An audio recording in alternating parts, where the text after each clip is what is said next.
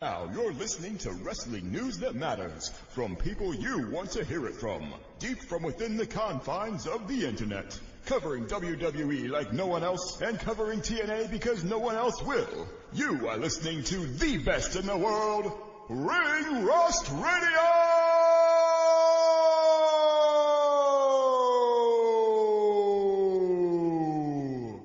Brad Maddox.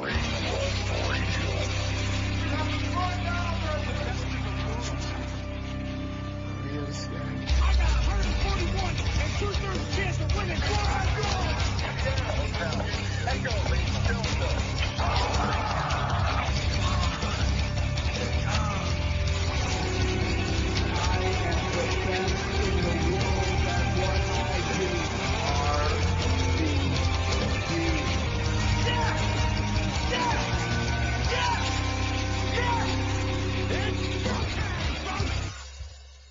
And we're back. That's right, guys. It's Ring Rust Radio. Don't adjust your dials. This is your host, Mike Chiari, here with my co-host and buddy, Brandon Galvin. Nowhere to be found here is Donald Wood, because he decided he doesn't care about the listeners and didn't care to be here today. But we're here, and we're going to talk about wrestling. That's right. Ring Rust Radio, the wrestling podcast. You're going to hear us talk about wrestling today. BG, you excited, buddy? I'm very excited, Don. He's not here. I gotta be honest with you. First off, he's long decided that he doesn't care about the listeners. That's the first thing. Oh, we know that. I know. This is just his actions showing it again. True. It was so nice not to have my eardrums blown away from the intro of this podcast, and to not be made to be pissed off before we started the show. Like Donnie does. Well, we did have to talk to him for like a minute, so that yes. was not a picnic. But I will say this: it's his daughter's birthday, so it's nice that we Happy allowed birthday, him. Lucy. Happy birthday, Lucy. We allowed him to leave because we didn't want him here in the first place. We never do. So it was actually a perfect scenario. Yeah, and we have a lot of WWE and AEW to review and preview. There was so much to talk about in the wrestling world. Last week we had our best mic worker ever bracket, which was very exciting. And there's been a lot of exciting things going around, and we got SummerSlam this weekend, so I'm looking forward to a lot of great conversations with you, Mike, and not having to hear Donnie's bullshit. But speaking of bullshit, break down stuff that happened. It's gonna be nice. Break it down. Speaking of breaking down some bullshit, we got Dirt Sheet Busters, where you, Mike Chiari, brings us the lies and rumors going around pro wrestling, tells you why they're fucking dumb, like Donnie is. We have the final WWE Fantasy Standings update before the finale next week. We got fan emails. That's right. Plural this time. Not everyone hates us, but still, so much more. Real quick, I'll say this about the fantasy standings. It's going to be tight. It's going to be a good matchup here coming down to the wire. And I know who I'm not rooting for, but we'll see how it goes. Guys, find us anywhere you get your podcast. Interact with us on Twitter at Ring Rust Radio. If you want to email us, be part of the show, send to ringrustradio@gmail.com. Buy our merchandise at prowrestlingtees.com/ringrustradio. So many great t-shirt designs, including Catch Your Dick! And we've been getting a lot of new ones lately. George has decided to do his job and submit some designs, and Daniel Hayden knocks them out of the park, as he always does. So yeah, go check those out. Order them now, and you might get them by Christmas. So that'd be a nice little gift for the family and friends. Sports at patreon.com/ringrustradio. You can hear ad-free episodes, sign up for fantasy drafts and brackets, make us watch wrestling-related movies and pay-per-views, and so much more. You can also check out Ring Rust Radio on YouTube for clips from Triple R Gaming. If you'd like to join in a gaming session, email ringrustradio@gmail.com. BG, how's that extra time of having to talk to Donnie? How's that been going? Well, that sucks, but, Spence is great, Ty is great. Last week we played a viral game called Mecha Chameleon, which I was terrible at, but it's fun. But we play a lot of different games on there. It's very fun. So even if you hate Donnie, there's people that you can talk to that you would like. Oh, yeah, absolutely. Okay. You know what? I think that's enough talk. Time for more talk. That's what some stupid idiot would say. Hit that music. We're gonna put this all in order. From LW to Dark, we about to have a discussion about the one true sport. Who's selling the finish? Does this make sense in the art? Tell me who botched, who rocked, who's cashing in on the marks. These takes are uncut, man, they're pure and they're raw. Blow up like dynamite, have you smacked down on the floor. On a collision course with the number one source. Now let's head back to the ring for the latest report. Ring Rust. we won't. It's all right. We're going to get right into it. We weren't here, Mike. Let's start with WWE Saturday night's main event. That's where we're going to start there. I didn't go to it. It was at MSG, but we did watch it. There were a couple You could have of saw notes. Cat. Yeah, honestly, Brunson. I enjoyed that segment overall. I am a Knicks fan, so seeing the, being able to, that was a big reason I wanted to go, was to be able to acknowledge my tribal chief Roman Reigns and Right. world champion Jalen Brunson. Overall, I did enjoy that main event segment. Just being a Knicks fan, I can understand if you were not a Knicks fan, if you did not care about that segment. But I can understand why you would maybe not care about it, but I laugh at people who are like cry about it. It's like, oh, absolutely. and people like, the typical person who hates WWE. We know what they like. They hate WWE. They like something else, and they do that. And my favorite thing was like them being like, "Oh, AEW would never do that." And then people posting the clip of when Giannis showed up that one time to an AEW show, and Tony Khan's yelling like a fucking psychopath, Giannis's name. Like, it's like, okay, like if AEW or literally any other company had a chance to have the Knicks, the top two players on their show in a meaningful way right after they won the championship, they would do it too. Absolutely. And at MSG. And then be able to have it like link in with your main event scene of Roman Reigns and Seth Rollins and I thought they made it Tyrese work. Halliburton I thought there. it was good. Yeah, I thought it was good. I especially enjoyed the cat stuff. I thought the choke slams were fun. It was a great way to get him involved also. It wasn't like the Jalen Brunson Halliburton thing where they really didn't do much of anything. At least Cat got involved. So I enjoyed it overall. And I mean, first of all, Jalen Brunson, wrist surgery, Tyrese Halliburton come back from Achilles, so you don't even want them to do anything if you're the teams anyway. So I thought they made it work overall. I thought the main event tag team match between CM Punk and Cody against Gunther and Sami Zayn was fun overall. I personally did not care for the interference from Nick Aldis leading to a match between them. I think that's, at this point, beneath Gunther. I'm happy for Nick Aldis that's going to happen. We'll get into the match, everything, but like I just wanted to call that out. And Bayley fucking up Lyra. That was fucking, like, rough. destroying her nose. I could not believe that, man. That is not Bayley like when they watch like that. Yeah, when they slowed down, for the replay and they showed her, like, obviously she was trying to do one of those like forearms to the chest, which is a pretty basic move. You see it a lot in wrestling, and she just I don't know how, totally whiffed on the chest and hit her straight in the nose, and like, she was gushing. Blood. Kudos to not kudos, but like props to Lyra for working through that, and I'm sure that hurt. Like, I thought it was a good match too, honestly. I also thought it was a good match. Yep. It was physical, even beyond that. It was, I don't know, it was just a solid match. Yep. So I mean, overall, Saturday's main event, it's essentially like a televised house show at this point. They don't really do too much with it. It was cool to have all the stars there at MSG, but otherwise. I mean, you did have a tag team title change with the women's division. My personal favorite match I think the best match was the main event. My personal favorite probably was Danhausen against Dom because of the cat interference. I just thought it was fun. But, I mean, if you're going to grade the show, was it like a 5 out of 10 probably? Like, if you didn't watch it, fine. Yeah. But I think if I attended it, I probably would have had more fun, of course, being there live. But watching it, I thought it was a fun show to watch, but it's not a memorable show. It's not like John Cena's retirement tour. So they're gonna have these shows. It kind of is what it is, but at least it's not like egregious. Right. I thought that I don't think there was anything on the card was terrible or anything like that. I think that we could, if it wouldn't have happened, we still would have been fine. Besides, the main event, I put that as my match of the night. It had the star power, it had the storyline, and it's actually building towards something.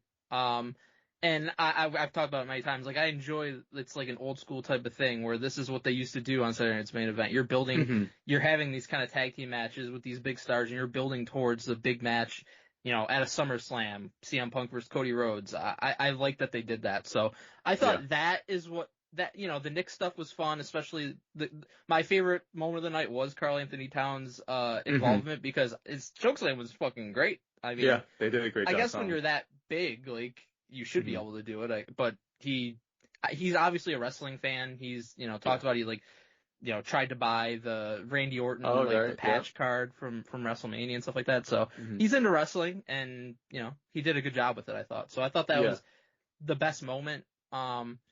I agree with you. Overall grade, it's like a 5 or a 5.5. Like it was a missable show. It really was largely kind of a house show, like just kind of pandering to the live crowd, really, with the Knicks stuff at Madison Square Garden. But the main event, I thought, and I would differ with you a little bit on the Aldis thing. I like it. It's different. I was not a Magnus fan when he was in TNA, but we all, I think, collectively talked about like how cool Nick Aldis was in NWA when we were watching that for a while. Like, cause he was the guy. for at least a couple months there, we were watching NWA Power, and then obviously COVID happened and it kind of ruined everything, derailed everything. But I loved his character. I thought he did a really nice job as champion, as like the face of that show. So I'm happy that he gets this opportunity to wrestle. I think when he probably took this job for, GM, his thought is like, okay, I'm going to WWE and I get to be on TV every week, but I'm I'm there and maybe something happens and I get that opportunity at some point to have the match. And he's having it. It's a significant match against Gunther. If you weren't going to have like a fatal 4-way or whatever for the title, which they're not, I understand, wanting the one-on-one marquee Punk versus Cody. So you're going in that direction. I'm okay with this. I think it is a good storyline. I think it's been compelling. I think they've both done a good job with it. So I don't have a big problem with it. I think it's better than just, having, a random match with some other great wrestler because he's Gunther and you want to have the 5-star match. Like, that's not what we do in WWE. You're trying to tell a story with it. And I think they're telling a solid story with it. So I don't have a problem with it. Yeah, just to go back to my point why I said it's been, I'm saying for SummerSlam. Like, if this was the match for a more B-level pay-per-view, or if it was for the Saturday night's main event, that's, to me, I accept that more. Because I do feel like this should be just a fatal 4-way. I think you can save Punk, and I think you could kick that can down the road a little bit because you have this storyline with Sammy and Gunther. They're so ingrained in it that, and especially looking at the card where there are a lot of singles matches for SummerSlam, I think it would have been better off to have a fatal 4-way and mix it up a bit. So that's my stance. I have no problem with Gunther versus Nick Aldis, the match itself. My problem is not problem, but I just prefer if it wasn't at SummerSlam, because I think Gunther should be in the title picture. But I think it's awesome that Nick Aldis is getting that chance, and I think it's going to be. I think it's more beneficial the fact that he has been GM for 3, because we weren't fans of him in TNA, right? He was.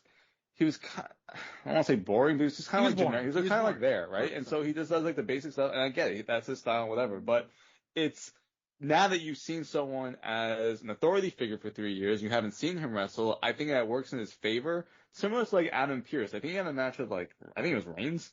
It's like, okay, this guy, which we knew he could go. Then they didn't do it with Pearce. He never had a match on. No, they didn't TV? end up having the match. Like, okay. They were pretending like they were going to have a match, and then they never went through with it. But I remember wanting them to do it because I thought it was. Got it, okay. I mean, I think he's great. I think he's great in his role. I think Nick Aldis is great in his role. The fact that they are wrestlers too, I mean, I think that adds to the, the legitimacy of what they're doing. Absolutely. And I do appreciate that. So I think it's cool that you'll be able to see that, okay, Nick Aldis can go, and he's a big guy. Like, when you see him on TV against other guys, it's like, holy shit, he's a big dude. Even with the suit and everything. So it's going to be cool to be able to be like, okay, this is a legitimate guy, so you don't want to mess with him because he can go in the ring. And I just think for the person, I think it's cool that he'll be able to get his moment and to be a stage like SummerSlam. I just think from a storyline perspective, I would prefer this wasn't happening at SummerSlam for Gunther. I don't think that the follow-up this year with Gunther of retiring John Cena, retiring AJ Styles, I don't think it's been great overall. I think they could have done a lot better job with him in that. And so that's why I'm like, okay, here it is once again, where it's like it's kind of like the Pat McAfee thing, where it's like Gunther doesn't need to have these matches. And so that's kind of where I stand with that. But I am looking forward to it because it's going to be cool to see Nick Aldis. Gunther is awesome. He's a great heel. I think the crowd's going to be all over Gunther and hyped up for Nick Aldis.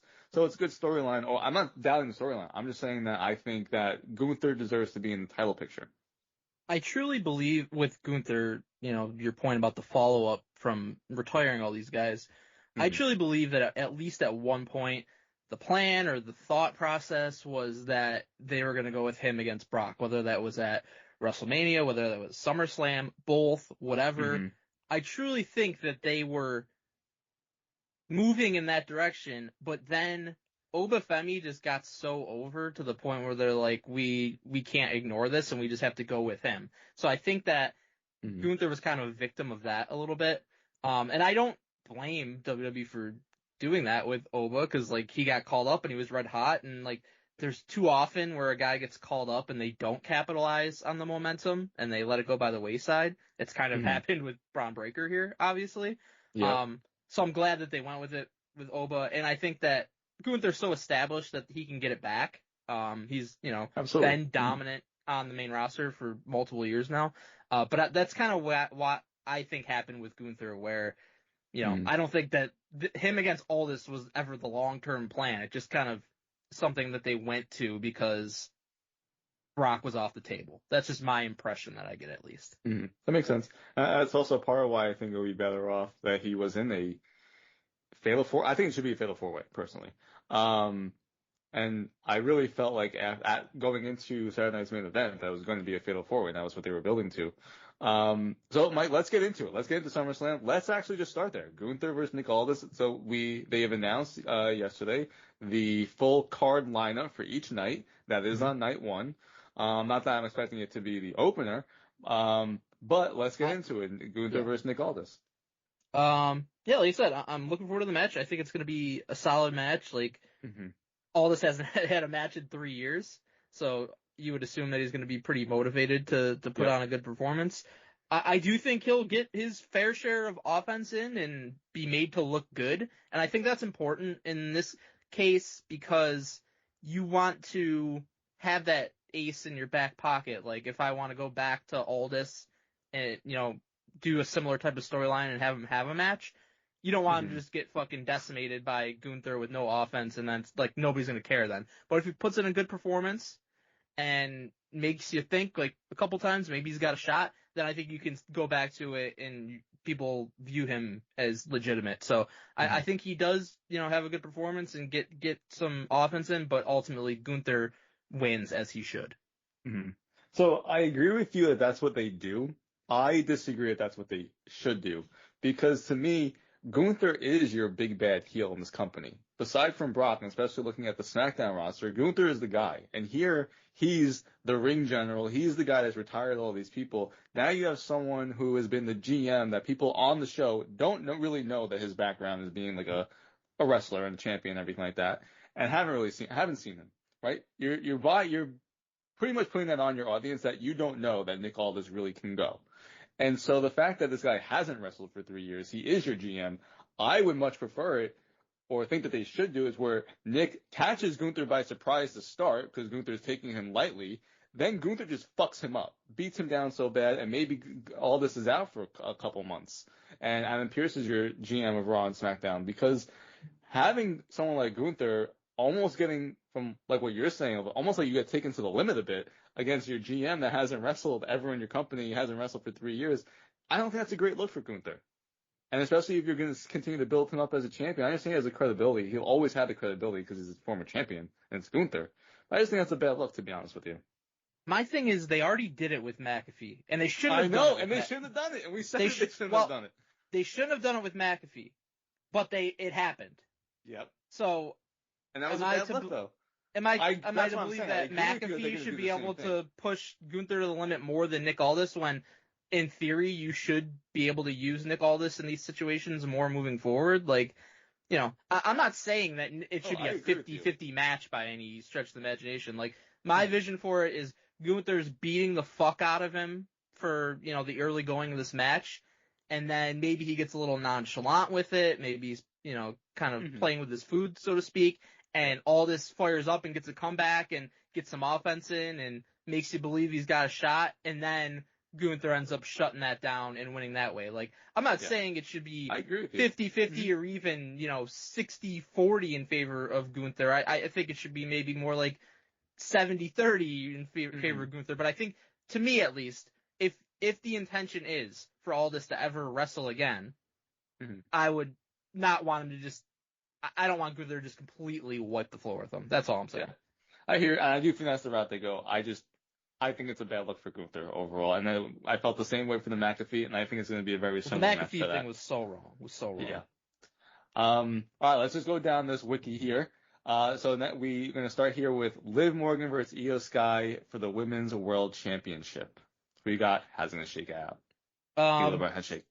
So I was a little bit kind of 50-50 on this for a while, but the events of Raw make me think it's far more likely that Liv just retains, because Raquel won the Women's Intercontinental Championship, which I'm sure we'll touch on in a little bit.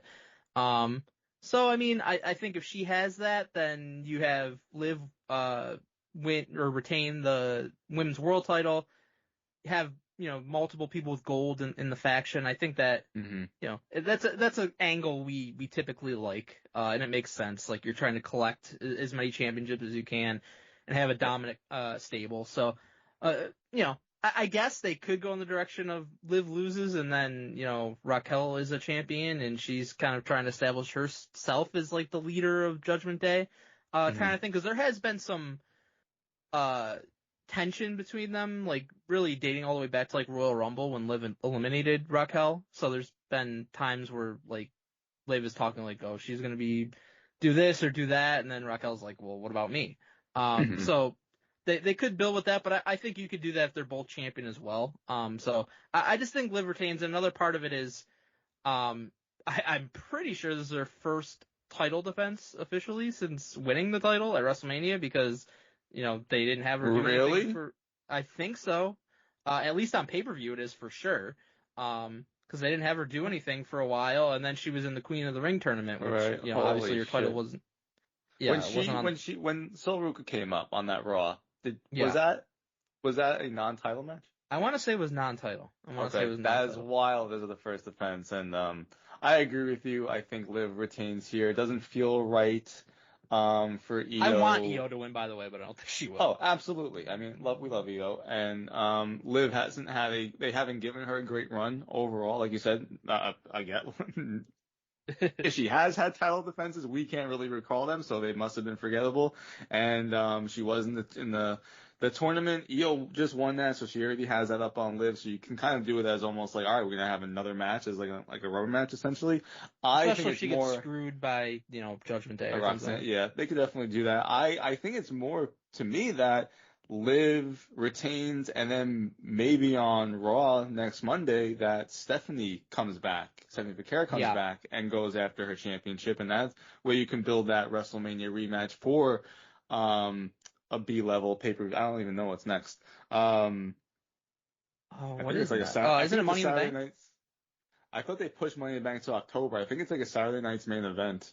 Do they not have an actual pay-per-view next month? I think so. Yeah. Okay. I'll look it up now. But my feeling though is like, especially if Liv hasn't had many title defenses and it doesn't really feel storyline wise it's ready for Io. Let's have Liv retain. You can bring Stephanie Becerra back and continue that, which was a really strong feud going into WrestleMania. Yeah. So it's going to be a Sunday night's main event essentially, right. That they're doing.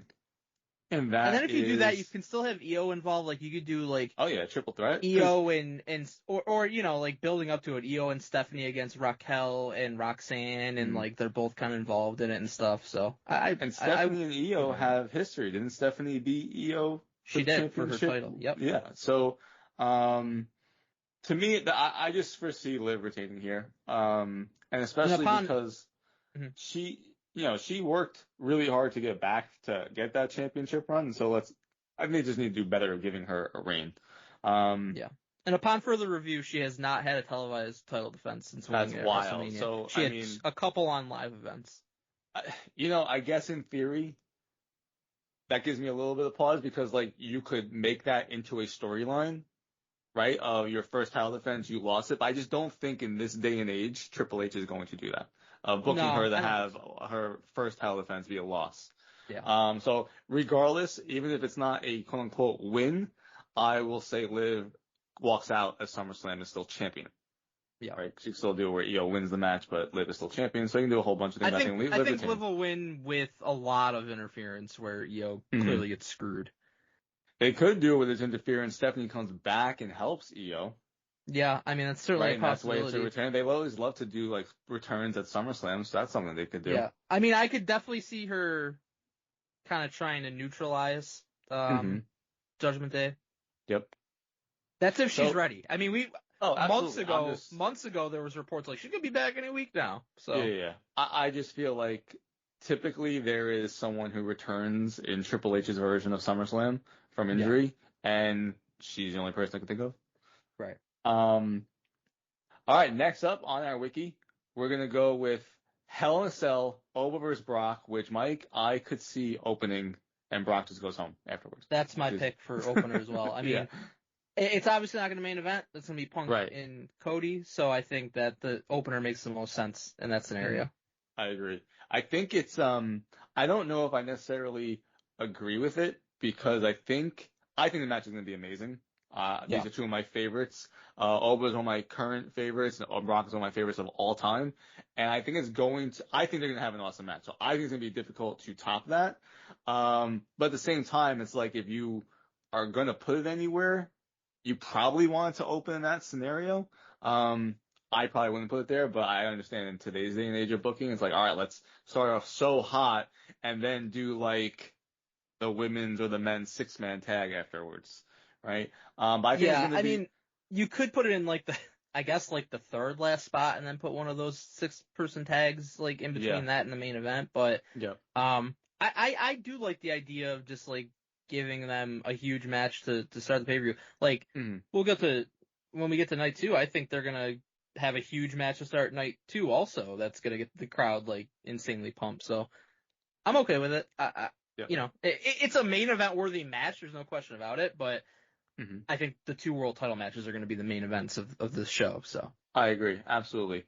The only, unless this main event, I just don't see them doing that. I think this is either the opener or, like you said, like third to last. But I don't think it main events, and so I think if that scenario, Brock's not main eventing. He wants to go open and then leave, right? So I mean, him and Seth at WrestleMania that one time. Oh, like, I mean, that was awesome. That was awesome, and he got to go call, home, right? So, or at least reportedly, it was his call. So I think Oba wins here. I think the match is going to be phenomenal. I understand it's Brock, back in Minnesota, but I think you got to put Oba over big. Brock just won, and I think it's going to be brutal. I think it's going to be them just throwing each other into the cage nonstop.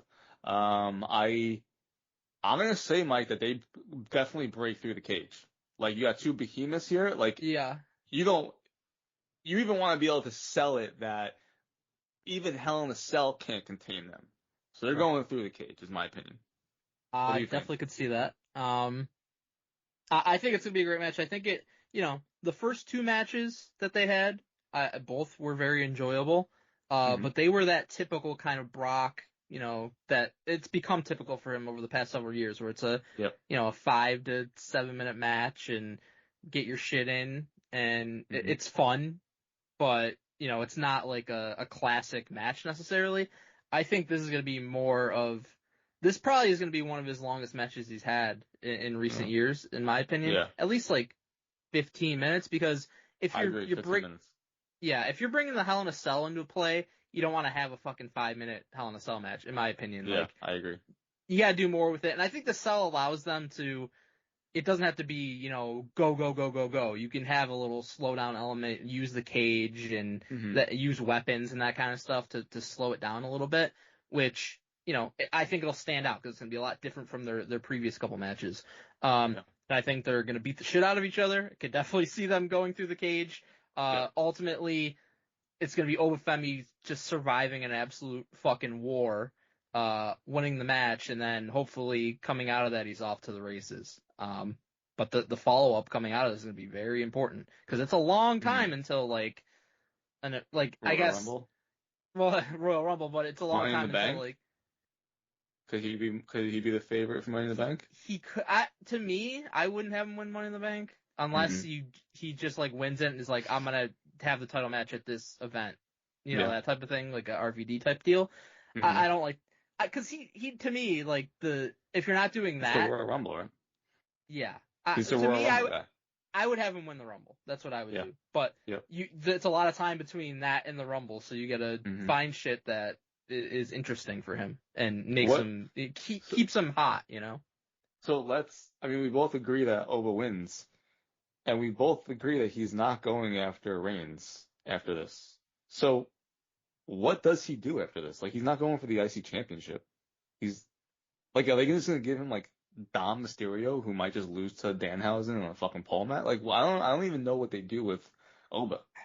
It's tough, and that's kind of like the challenge of, because I try to think like back in the day, like what would they do with these guys to like, but it was easier like not during the Attitude Era because you still had like the weekly TV, but this type of guy would be easy to book in like the early to almost mid 90s because like you're not having like Raw every week or whatever, so you just got him on live events like beating the shit out of people, but like you can't have him on Raw every single week just like fucking winning squash matches for 4 months or whatever it's gonna be, so Right, like it's you got to find somebody of some level of importance for him to feud with coming out of it.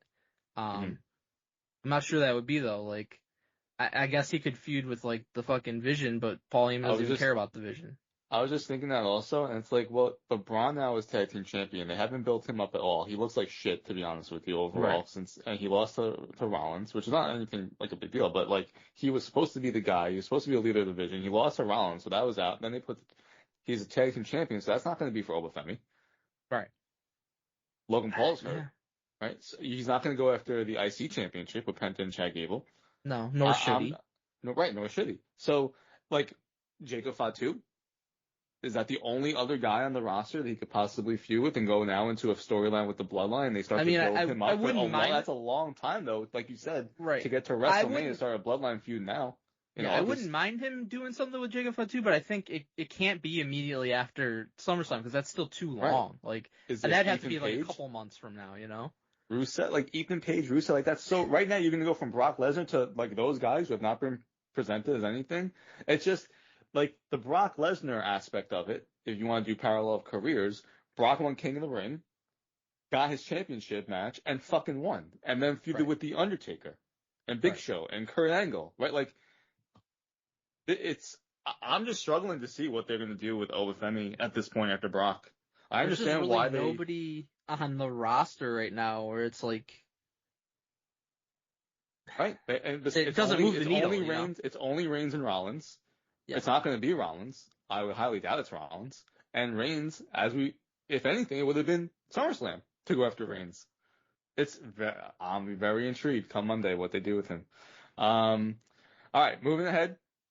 We're going to save the title match. We're going to say that it's the main event. We're going to save that. So let's go to the 6-man between LA Knight, Solo Sikoa, and Royce Keys. What a team. Against the Bloodline, Jacob Fatu, and the Usos. I really enjoyed Solo interrupting Jey Uso with his pew-pew, which we've always done on Ring Rust. Very exciting. I think this has to be the Bloodline, Mike? Yeah. The only way I could see it not being the Bloodline is if there's some kind of issue between Jacob and the Usos in this, because part of the storyline of the Bloodline has been like Jacob's not going to listen to the Usos, he's only going to listen to Roman, so I guess there's the possibility of that happening where he just kind of like says fuck you or walks out or something like that. Yeah. But with that said, do LA Knight, Solo, and Royce Keys gain a lot from winning this match? Not really, I don't think. But the Bloodline, I think if they win, you're maintaining their status as like the dominant faction.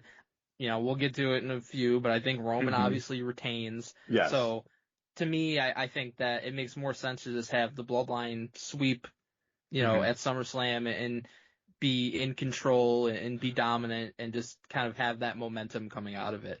I think that you gain more from that. Yeah, I think it would be a very bad look for the Bloodline if your greatest tag team currently in the Usos and Jacob Fatu, who took Roman Reigns to the limit and is your wild card, lose to a makeshift team of LA Knight, Solo Sikoa, and Royce Keys, who don't even fully trust each other. And I understand what you said about Jacob Fatu and the Usos, but it's like To me, they should just like fucking run train on LA Knight Solo and Royce Keys. Right. Like Jacob Fatu should fucking just destroy. I understand Royce Keys is on the other side, but they haven't built up Royce Keys either to be anybody. So they have built up Jacob Fatu, and I would want to see him fucking destroy everybody. So yeah, to me, this should be like a Jacob Fatu showcase. Exactly. Yep. Because he's like the heavy of the bloodline, so he should be destroying everybody, and then coming out of it, your thought should be like, oh, like how's anybody going to touch Roman when he's got Jacob Fatu? You know, that kind of thing. So. Do you foresee the possibility of Solo screwing over LA Knight and Royce Keys after all this? Definitely crossed my mind, but I think it would not make a lot of sense at this point because like he has attacked the Usos and Jacob Fatu, like gotten physical with them. He's doing the whole honestly, like I wouldn't want to go away from the character he's doing because it's an entertaining character, like to just be in the bloodline again. Yeah, I just don't think it would make sense. Like, obviously it's been done in wrestling before, but like, why is he going to be fighting these guys like one week and then the next week he's joining forces with them and turning on the people that he was aligned with? It just, I don't think it would make a lot of sense. So I would prefer them not to do that. Yeah, I hear you, but they've done it so many times with the bloodline. Well, I know. I mean, as I said, it's definitely happened, but I like that is like want it.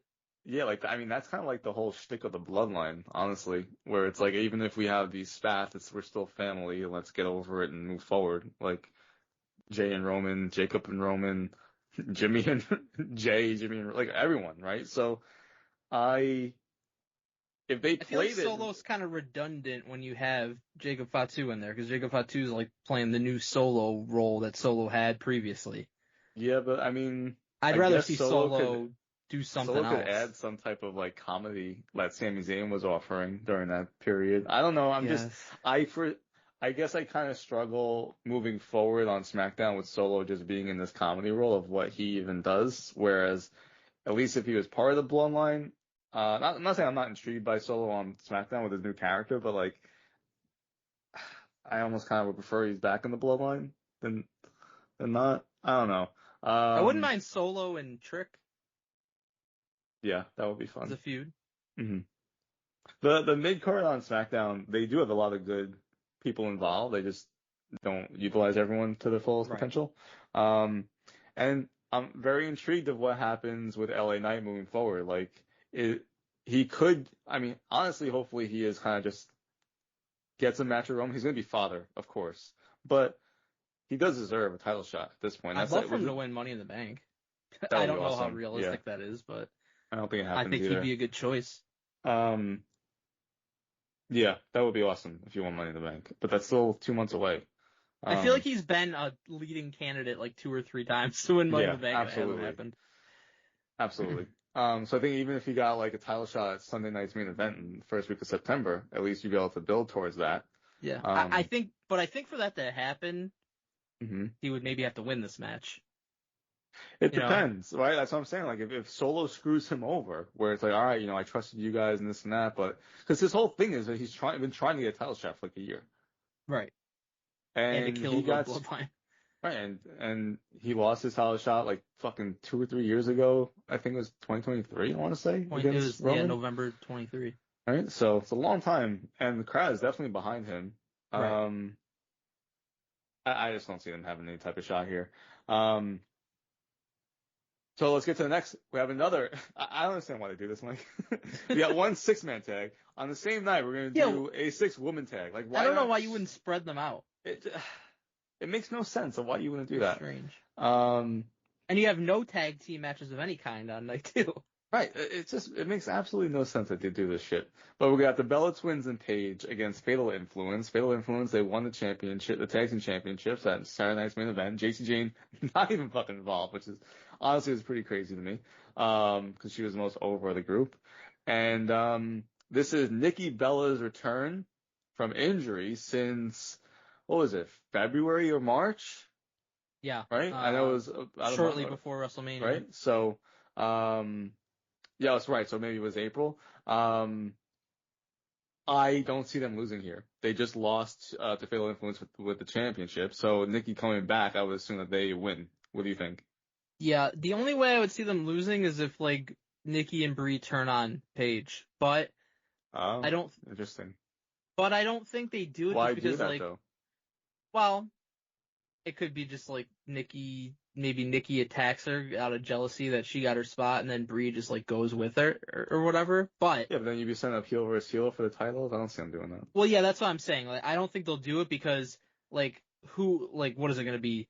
Nikki and Brie 2-on-1 feud with Paige coming out of it. Like Right, Paige that doesn't doesn't make have anybody sense. else. The champions are heels, so then like the Bellas is heels. There's just nowhere to go with it coming out of it. That's why I don't think it will happen.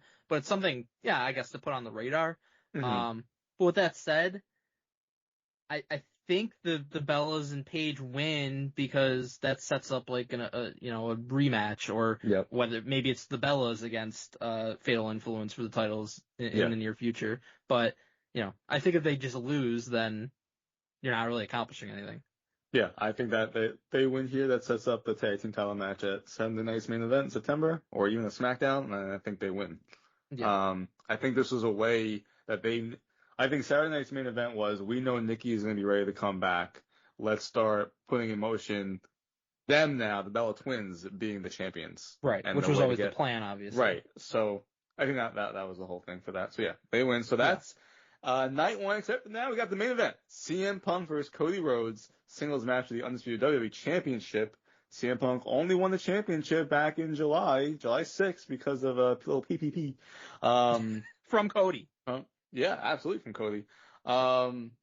They are trying to set this up with a little animosity because CM Punk putting his championship back on his shoulder hits Cody in the eye. Then they have a backstage segment that I thought they did pretty well, trying to make it be like, hey, you shouldn't be watching this, of our beef here. Right. But they, this is going to see who is the best of the bunch. And it is a very big match for them. Like I said earlier, I think it's a real fatal four-way. I think Sammy deserves to be involved here. I think Gunther especially deserves to be involved here. I think it would be an intriguing match, but that's not what we're getting, Mike. Doesn't matter what I think. CM Punk versus Cody Rhodes. I think CM Punk wins. What do you think? Yeah. So just for starters, I'm certainly not against the idea of like the Fatal 4-Way or the triple threat with just Sammy. Mm-hmm. Because I love Gunther, I love Sammy. They both been involved with the championship. But to me, like, I get it. It's SummerSlam, and Punk versus Cody is like one of the biggest matches that you can do right now, I feel like. Absolutely. And I think for them, it's like you put that on the marquee, you put Reigns versus Rollins on the marquee, you put Oba versus Brock. I don't know. It's cleaner than if you're having a triple threat fatal 4-way. I think it would be still great if they did that. I think, to me, like, I think it would have made even more sense if you went like the fatal 4-way route at WrestleMania with like the Cody and Randy thing. Cause to me, like the Cody and Randy thing was just kind of like thrown together like last second, it felt like, you know what I mean? Like, cause you had Drew and then you moved him out of it and then you went Cody versus Randy. Like, it didn't have the heat to me that it needed, at least initially. With this, I think you set this up months ago with Punk and Cody. With the line about the title shot dropping out of the sky and having them interact like on the Raw after WrestleMania and all that. So, I think the groundwork's been laid. So I'm fine with the choice to go with this as the big singles match attraction. As much as, again, I love Sammy and Gunther, and I think it would have been great with them too. With that said, I think that they've done a really nice job with the build to this. Since Punk came back and won the title, I really enjoyed their promo battle on SmackDown, where like Punk kind of brought up like the Cody's past, where he's like, you thought Kevin Owens was your friend, you thought Randy was your friend, you thought John Cena was your friend, and they all stabbed you in the back, and I'm gonna stab you in the front because I am your friend, and I'm telling you, I'm gonna fucking beat you and can retain this championship. Like, I'm not going to be a weasel like these guys were. So I think it's a well-told story. I'm excited for the match. I think it's going to be a really good one. Probably going to be a long one. I agree. But I think ultimately Punk wins. I don't see there really being any shenanigans. I think it's, I don't think there's going to be a turn. I don't think there's going to be necessarily any, you think like, Randy comes back? Maybe after. I don't know. Like, because I don't know that I see like Randy getting involved and like screwing over Cody and then Punk wins, because then I feel like that kind of detracts from Punk, and Punk's a babyface, so for him to win that way doesn't feel right necessarily. What if he lays everyone out? Then you're like ending SummerSlam, or at least night one, on like a fucking Big Show, Randy Orton, Daniel Bryan note, which I don't think you want either. But I don't know. I think maybe like I could maybe he takes them both out after the match. Like maybe Punk wins. Maybe there's like an embrace, like a handshake or something like that, and then Randy kind of shows up and wrecks shop. Because you mentioned before. Yeah, like you mentioned before, like Stephanie Vaquer possibly coming back because they like to do the returns from injury. Like I think Randy's like the biggest one you could do. Yeah, absolutely. We haven't seen him since WrestleMania. Obviously, you would think he would be targeting Cody and or the title. So I guess it would make sense to take them both out. So I can certainly see that scenario, but I think the match itself is a clean finish and it's Punk winning. Yeah, we joked about the PPP plan for Cody of, I'm going to back out of the Sami Zayn match and have CM Punk be champion. That way I win it back. I just don't think right now is a time for him to win it back. No, not yet. They haven't built up that storyline for him to win it back. And with CM Punk just now recently winning, I think it would be a disservice to him and the championship to have it drop right now. I think continue, especially because it's so early in this rivalry, you can continue to push this and set up where then Cody has to win the championship. I do foresee him being champion once that Street Fighter promo starts to go into full force, though. Yeah, it wouldn't shock me at all. Bring the title on all the talk shows and all that. So I absolutely see him winning the championship within the next 2 months. But I don't think SummerSlam is the right time to do it. But I'm looking forward to that match. I think it's going to be a great match. Like you said, I think it will be long. I think it's going to be a 20, 25-minute match. I am hoping it just kind of stays in that reign.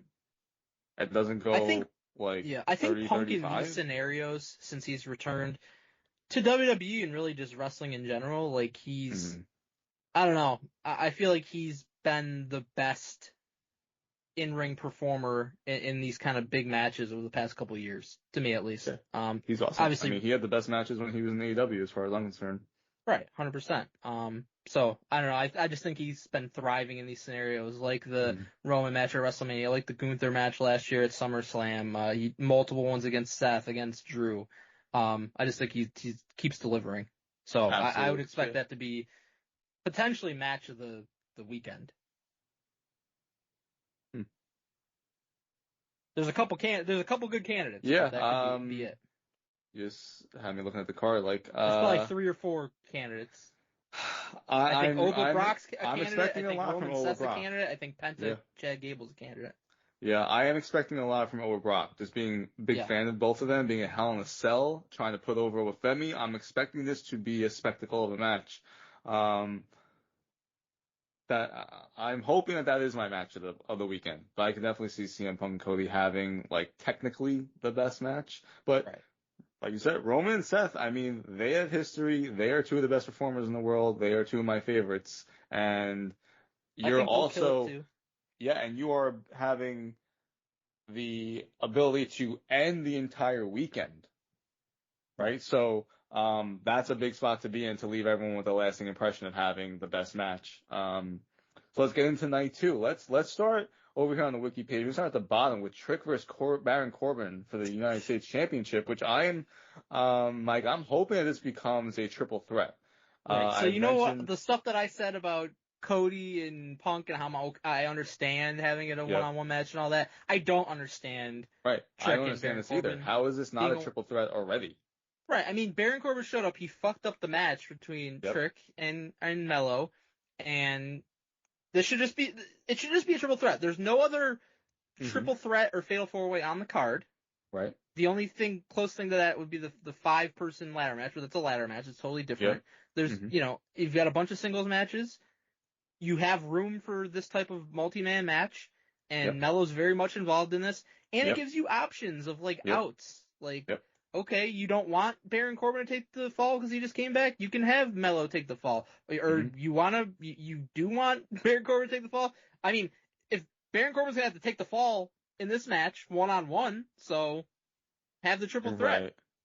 And then you're having Carmelo in it, and he can have a great performance, and then Baron Corbin takes the fall anyways. Mm-hmm. Like, there's no downside to having Carmelo in this. Right, or if you want Corbin to win, then he pins Melo, so you don't have Trick taking a pinfall, right? Like, I just don't understand not having him. Like you said, Baron Corbin comes back, interferes in their match, so Carmelo has a gripe. Like, on top of that, like, Baron Corbin, never the greatest of in-ring talent. Trick is still coming up in his own ways, right? Like, Melo ties it Melo is the guy that can put the match really from, okay, it's like a regular SmackDown match. Okay, this could be a pay-per-view match with his abilities and being able to, and especially being the guy who's a little bit smaller, to take some of the big spots in this type of match. Whereas, I don't know, I don't understand. I am fully expecting, Mike, that this to be turned into a triple threat and just holding off on this and come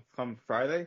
But I'll say this, like, Cody and Punk, like, once they announced that, I personally did not think they were going to add anybody to it because, like, you announced your marquee match, and, you know, it was kind of late in the game. For this match, though, it's like, it's not a match that's selling the pay-per-view, so it's not a big deal if you add Melo at the end. Yeah, they kind of just announced this after SmackDown anyways, so to me, what makes sense then is Melo on SmackDown going to Adam Pearce, just like Sami Zayn was going to him for an opportunity. It's like, hey, this doesn't make sense. Corbin interfered in my championship match. Why am I not involved? Why is that Corbin can just attack Trick and get a championship match? Whereas that he didn't do anything to earn that. So I'm really hoping this becomes a triple threat. And it would be, honestly, it's fucking bullshit if Carmelo Hayes, who was taken out of the WrestleMania spot after holding down the championship for months and months with Ilya, and then here he is again trying to get back in and doing a great job on SmackDown, and again is screwed out of a major PL. These are the two biggest shows of the year that wouldn't have one of your top guys, as far as I'm concerned, in ring. Right? So that would be bullshit. So he better get involved here. You should be. I think either way, Trick is winning and retaining, but yeah, I agree. To me, it'd be so much more interesting if Mel is involved. Again, I don't hate Baron Corbin. He grew on me a lot over time, but like just a Trick versus Baron Corbin singles match doesn't do anything for me. Plus, it's like if this is a singles match and Trick wins, which I agree he retains, then where's Baron Corbin going from here? He just came back. He just lost your championship match. Like, at least triple threat, there's culpable deniability. Even if you get pinned in the triple threat, well, a bunch of shit happened and two guys beat me up, and that's why I got pinned. There's ways to frame it where it's like you didn't just straight up lose. Right. Gotta be a triple threat. It better be a triple threat. Next up here, we got Sami Zayn versus Finn Balor, singles match for the number one contendership for the the undisputed WWE Championship. NXT black and gold vibes. I like that. Yeah, and we are, again, saying that CM Punk is retaining here. So this is going to be whoever goes against CM Punk for the championship. Right. Sami Zayn or Finn Balor. Who you got, Mike? How's it going to shake out? I think it's definitely Sami. Yes, I agree. I'm at least heartened by the way that they have been kind of pushing Finn a little bit on Smack, because on Raw for so long he was stuck in the Judgment Day, wasn't really doing anything. Like, I think it might have flown under the radar for a lot of people, but he beat Tala Tonga, who was beating everybody basically, and he beat him clean, which I think is somewhat significant. And then he wins a Fatal 4-Way with a bunch of pretty notable guys in it. So I like that he's getting this push. With that said, like we've seen Finn versus Punk, and it was very good, but especially now we don't need to see it again because it's babyface versus babyface in that scenario. Sami got, he could say he got screwed because he had to put the title on the line against Punk on short notice. So he deserves to have the rematch, even in a storyline sense. So I think it ends up being him. Very excited. This is a match I didn't mention, but this is a match with show stealing capability too. Like how many times have we seen these guys do that, especially back in NXT, but on the main roster too? I like that it feels like a throwback in that sense. I also like, I feel like it used to happen a lot back in the day. It almost never happens now where you have I know what you're gonna say. Number one contenders match on a major pay-per-view. So if you weren't going to have Sami in that WWE Championship match, I'm glad that they're putting him in this. Like, it's an actual meaningful match. It's not going for the world title, but to set up for a future world title match, I think that's cool. I'd like them to do more of that too moving forward, because again, you don't really see it. Mm-hmm. I agree 100%. When we do our fantasy cards, I'm always putting number one contender matches on my cards. I mean, obviously we're just making super cards, but it gives stakes, and I think that's very important. And not everything is just a grudge match like an Oba and Brock, which is perfectly fine. But this puts something where, like you said, you're not going for the championship, but essentially you are. You essentially are going for the championship because this gets you into a title match. And that's very important to do. I like that this is on night 2, so you're going to know who they're going up against. To be able to set up for a SmackDown or a Sunday night's main event in September. And I agree with you about Sami Zayn winning because we did just see Finn Balor. Now, if we didn't just see Finn Balor, I would probably go with him. But the fact that we saw that in February, as much as I love Finn Balor, and I think it would be awesome to see him and Punk again because they had a really good match, I do just see it as being Sami Zayn. Like you said, could be a show-stealing match. And to me, it's like these are two guys which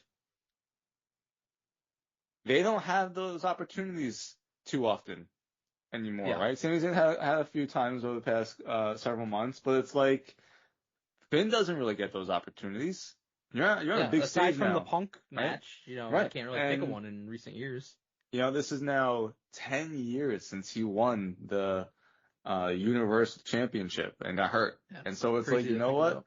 Yeah, absolutely crazy. And I know he was always one of Triple H's boys. I don't see that benefiting here to win the match, but I think this is an opportunity to show that you still are one of the best in the world, and Sami Zayn has been proving that time and time again. So I'm really looking forward to this. I think this is a great addition to the card.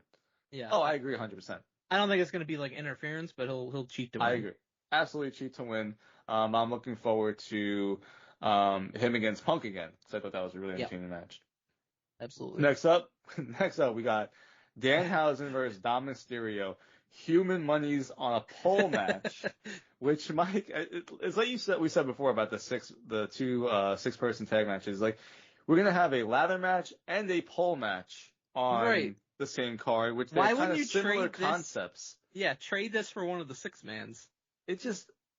I don't understand why they do things like this. It makes no fucking sense. And we've seen this before when they do these 2-night shows where it's like, what? I think it was like SummerSlam last year was like everything was like a fucking gimmick match on like night 2. What they've done this before, and it's just like, why are you setting up your cards like this? It makes no fucking sense. And because that's the whole reason to have 2 nights, is so you can make them a bit different. It just doesn't make sense. But yeah, so Danhausen and Dom, I don't even know if Danhausen has really lost a match, and I think he's undefeated. I'm gonna say he wins. Yeah, I mean, aside from the point of a pole match and a ladder match being on the same night, I know a lot of people like probably are shitting on this, because it's like on a pole match and that's like a joke in wrestling, but that's kind of like, that's the point of like Danhausen. Like when he did the whole thing on Raw with Adam Pearce, and he's like, put the Human Monies on a pole. Like that's like it's funny. Like that's the point of his character, like to do absurd shit like that. Like he's got a bunch of like little people helping him out and all this stuff. So like he's got a fucking. And what was funny about that was Adam Pearce was like on a pole, and Danhausen was like, yeah, haven't you seen wrestling? Right, yeah. I love that comment. I mean, I that aspect of it, I'm fine with it. It's like, if you're expecting like serious shit out of like a Danhausen feud match, then you're like barking up the wrong. It's like people that give like a comedy movie like fucking 1% on Rotten Tomatoes or whatever. It's like, what the fuck do you think you're watching? Like, it's supposed to laugh. This isn't supposed to win fucking awards. And that's what Danhausen is. So in that sense, I think it'll be fine. It'll be fun. I agree that Danhausen wins. I mean, I don't know why he wouldn't. Because I think the whole goal with this is just like make people laugh and have fun and send them home happy type of deal. Yeah, I mean, I'm just expecting to be entertained. Dom is awesome. I've enjoyed Danhausen overall. To me, I did think the segment on Raw was terrible, but sure, but it's when it comes to like, I enjoyed overall JD against Danhausen at Saturday Night's Main Event. And I've enjoyed a couple other Danhausen matches. Dom is an amazing heel. To me, keep this as like, I mean, like 6 to 8 minutes is Yeah, it all shouldn't be you a need long for match. this. Like, don't give me like a fucking 12 to 15 minute match. That's when you're gonna start to get to the point of like, this is too much. But there's gonna be a ton of it's gonna be an I overbooked assume ton of Ryan interference. Garcia is going to get involved in this because he showed up on Raw So, randomly. I don't know if he'll be there on Sunday, but I definitely see Joe Hendry getting involved. I see JD McDonough getting involved, right? Probably Yeah. Roxanne. I mean, it's just going to be everyone getting involved, and that's what it's going to be, and whoever can get to get it off the hook. Right. That's it. So it's just fine. Yeah. So next up, we do have something else going to be hanged. It's the interim WWE Women's Championship because Rhea Ripley is injured. This is Yep. a knee injury she's dealing with, right? And so Yep. we got Tiffany, Jade Cargill, Chelsea Green, Charlotte, and either Julia or Last Legend. So, Mike, first, who do you think between Julia and Last Legend gets into the match? That's happening on SmackDown. So I think it's going to be Julia, and the reason I think that is because you have a bunch of Jade and Charlotte to do the power stuff already. I feel like Gotcha. and Tiffany, I think could do the power and the high flying stuff. I think you need another person to do some more high flying stuff, which I think Julia is a better fit for that. Gotcha. Okay, I disagree with you. I think that Do you disagree with the go premise or the pick? No, the pick. Listen, I wish they would push Julia more. I don't understand why she has not been getting like the Stephanie Becerra push. It's clear because here's my thing, Mike. It's clearly not a language barrier because they're doing subtitles and letting Stephanie not do many English promos. But the reason I'm going with Julia can Lash, speak English even better too than Stephanie. right? I'm pretty sure. So Julia is amazing. I don't understand. She came into NXT, Mike, with such fanfare, such aura. I went to see her against Stephanie at the theater at MSG, and it was fucking awesome, dude. They had an incredible match, and I would love for Julia getting here and have a showcase. I just think that with Lash Legend being promoted on Unreal Season 3, her being tied to Trick, I think they go with Lash Legend here. I think they start to build her up to where she's not even going to be much in the tag team with Nia, and they start to move her and try to present her as a bigger star. could happen. I was just thinking of what would make the best makeup of the match, but Yeah, I do hope that I would prefer Julia. I'm going to pick Lash, but regardless, neither of them are going to win. right, agreed. So who do you think wins? Tiffany is still U.S. champion, right? Tiffany's U.S. champion. I'll start by saying this. I wish they would not do the interim thing. I really don't like the interim thing. I understand it's like a boxing and a UFC thing. I agree. I was surprised to see that when I was doing this rundown. Yeah, AEW's done it before. I don't recall WWE ever doing it and dubbing it an interim championship before. So to me, it's like a brand new thing. I could see it being because that's of the TKO. I agree. That's what I was gonna say. I think it's because of the TKO influence, and that's a thing. Yeah. I mean, but the thing of it is like, okay, if the winner wins it and then they lose to Rhea, do they get credit for being a champion? I don't know how that technically will work. I think they do. So then I wouldn't, like, what's the point even? Just have it be for the title and then Rhea gets the first crack at it when she comes back. You know what I mean? Like, I would just. Yeah.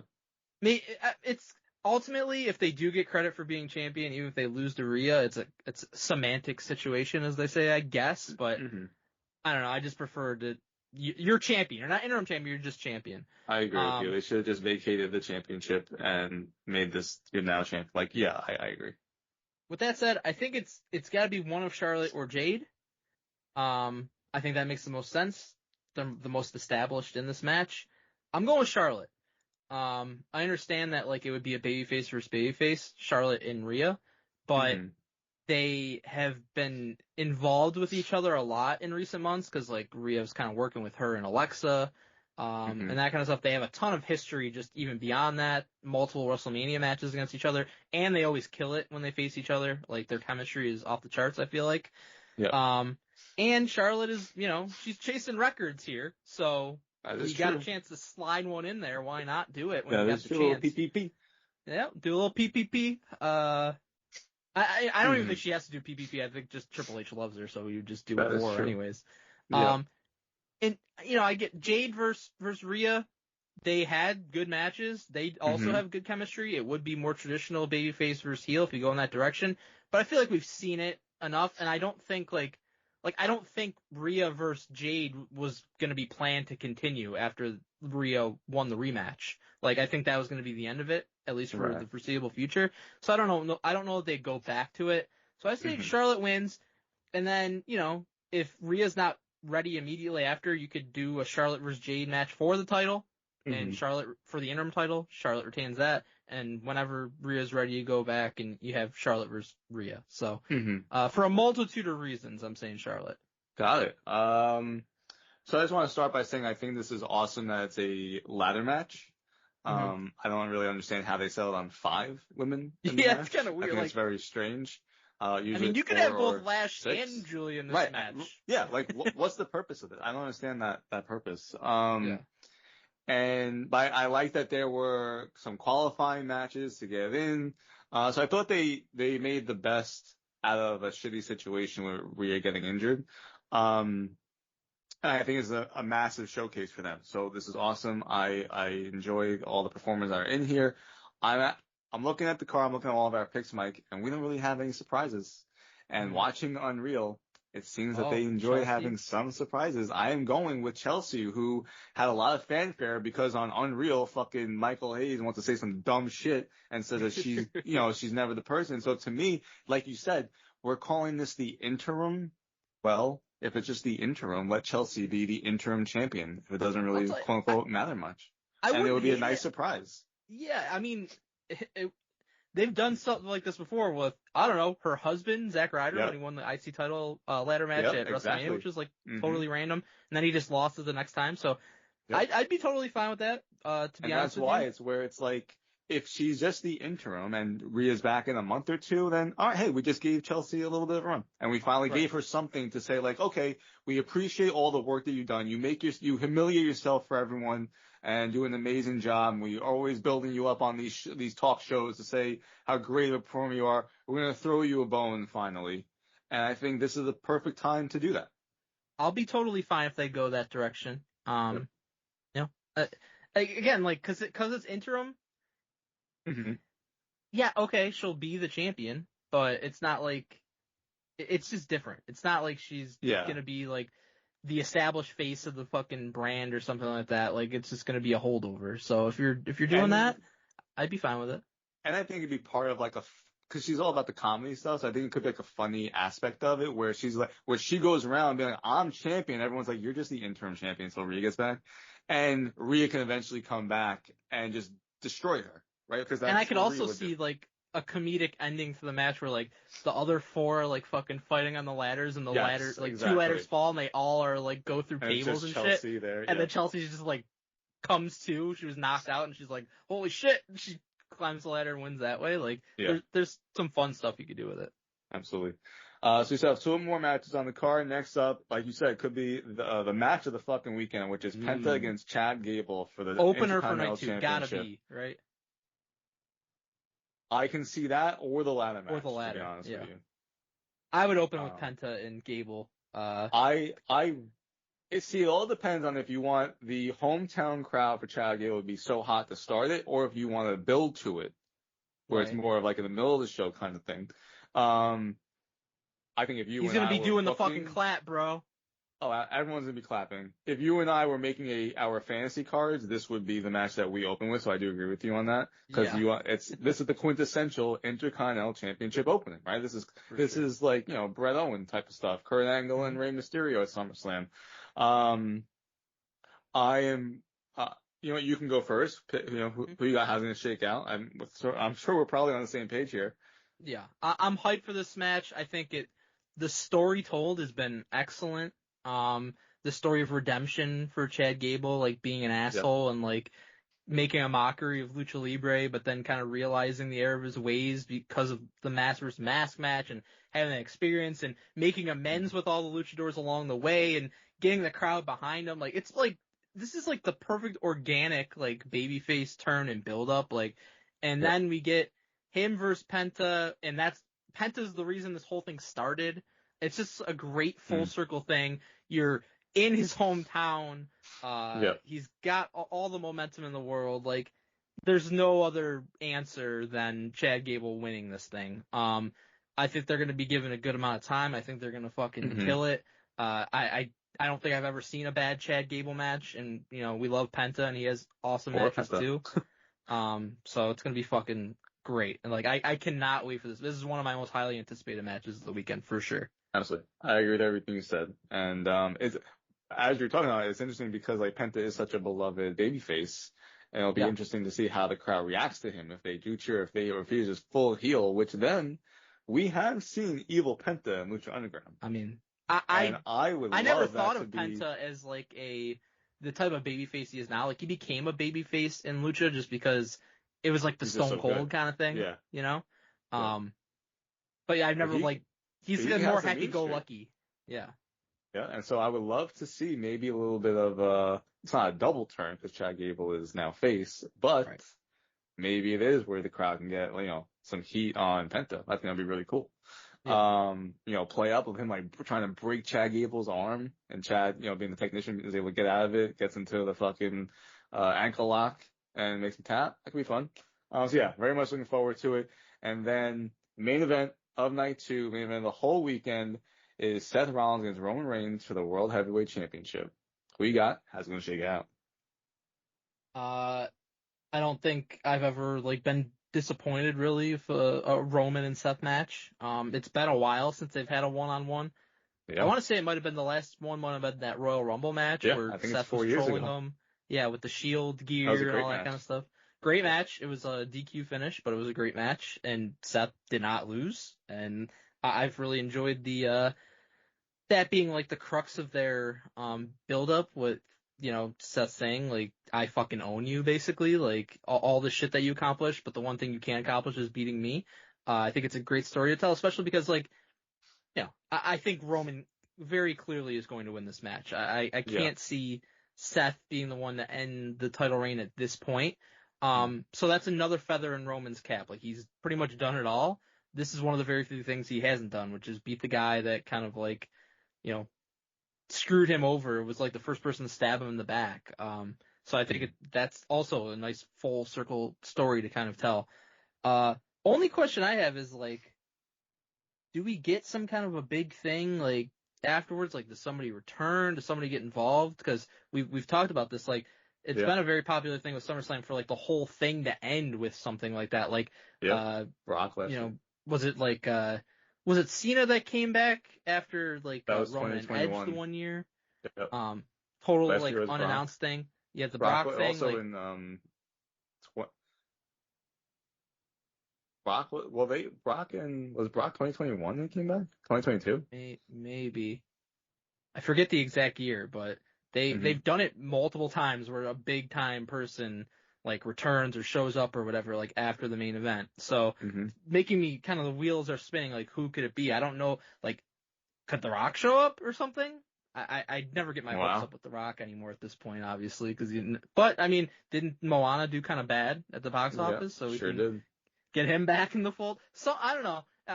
I just feel like maybe something, right? Because they always want to end it with a kind of shock value SummerSlam. Other than that, though, I think Roman clearly wins. I agree. Unless Seth has something up his sleeve, not to say to win, but something up his sleeve to try to even the odds, trying to form a new group. I don't know. Paul Heyman is not there anymore for this storyline. We're very much looking forward to it. Two of my favorites, Roman and CM Punk, was incredible. I think Seth, just the competitive nature of him, is going to want to one up that people said was an instant classic. And I just don't see a scenario where Reigns honestly loses before WrestleMania. Yeah. I don't think there's any reason for it to happen either, Yeah. And I think you're building probably towards him and Oba. That's what I feel like. Absolutely. And I just don't see watching Unreal, it's they always try to do something all right, what can we give the fans? I don't really know what you can give them besides just a great match. Yeah. And yeah, it'll be very interesting. Like we said about Oba. All right, what do you do moving forward now with Reigns and then also Seth Rollins? Right. I don't know.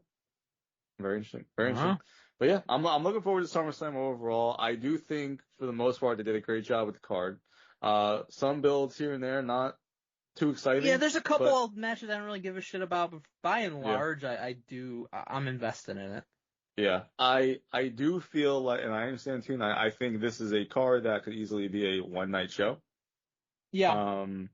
But if it was if you did like a 4-hour PLE here, I think it'd be perfectly fine on Saturday night. But we're gonna get 2 nights. And it's gonna be great. Last year, SummerSlam overall, I thought was a great show. I think it's a lot to live up to last year's, but I think that they can definitely do that with some of these matches. Like CM Punk, Cody, Roman Reigns, Seth Rollins, Chad Gable, Penta, the ladder match. There's a lot. Sami Zayn, Finn Balor. So looking up and down the card, there's a lot of good stuff. Hell in a Cell. Yep. I think it's gonna be really I think good. it's more great stuff than not on the card. I agree. All right, Mike. So that's SummerSlam. Now we're moving to AEW. We had Redemption over the weekend. So we had 10 matches on the card. All right, we started an hour earlier. Yeah, on the main card. We started 7 p.m. earlier. start. Yep. People don't like that we go to near 1 a.m. All right, Brandon, we're going to start at 7. We're still going to have a 5-hour show, though. It's still going to end at midnight on a Sunday. Yeah, Dude, and here's the thing. I just don't get it. I don't understand the need for it, to be honest with you. I'm never going to be, like, supportive of the fucking 5-hour show, but, like, if you're telling me it's for, like, All In or, like, one of your big shows, okay, I guess I'll fucking force myself to, like, accept it, but this was for a pay-per-view that should not have happened. Shouldn't have happened. There's no need for it. I mean, I assume, like, they make money off of it, and that's why they do it, so I get it from that perspective. Like, that's why WWE started doing so many pay-per-views when they did. But you accomplished nothing here. You did, like, some title changes to, like, kind of reshuffle the deck for All In, but you could have done that at any time. You didn't need this fucking 5-hour show to do it. It's, it is what it is as far as I mean, I get, like, we grew up with that, essentially. Pay-per-view every month. Okay. AEW didn't start that way. We had to grow into it. I get it. It's like I said, it's the fact that this is a 5-hour show for a C-level event, which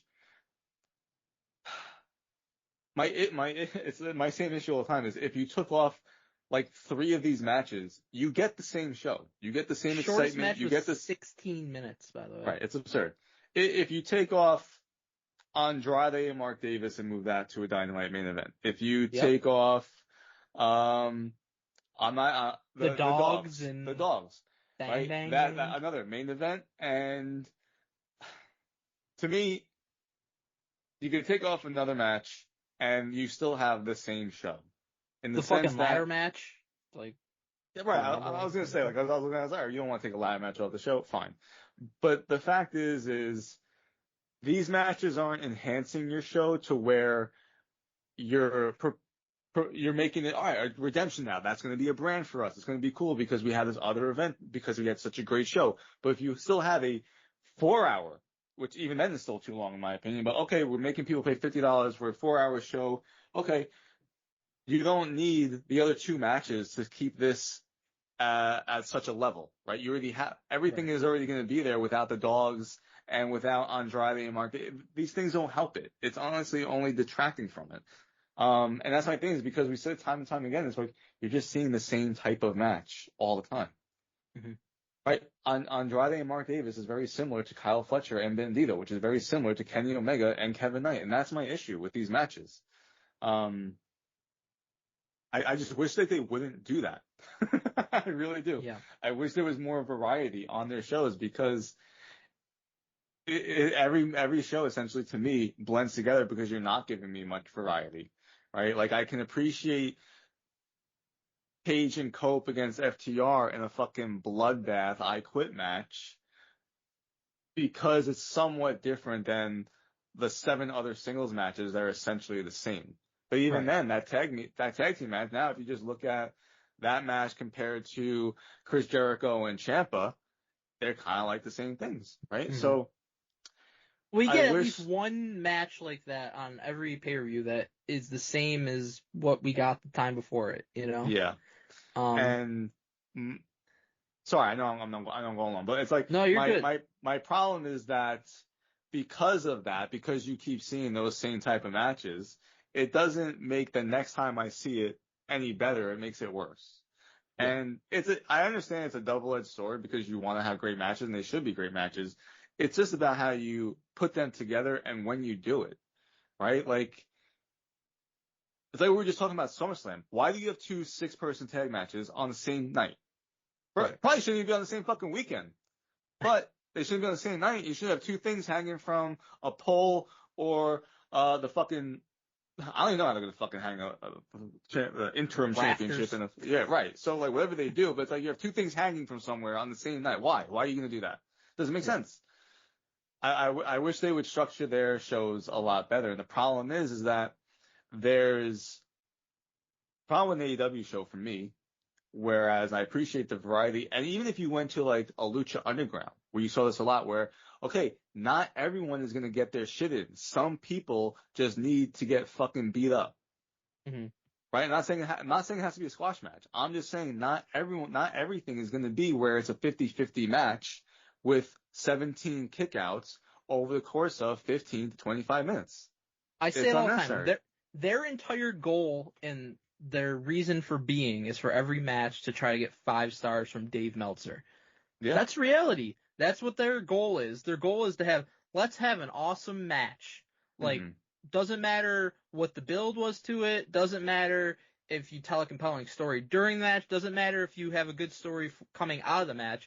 We got to get that 5-star because we got to control the narrative that this is where the best wrestle. This is where the best matches in wrestling. Everything else be damned.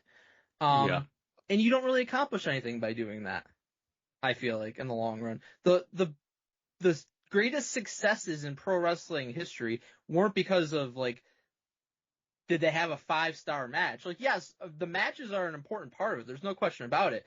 But the things that people like remember and the things that like make money and the things that draw are the stories. It's Stone Cold's rise. It's Hulkamania.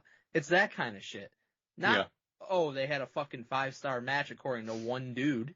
Yeah.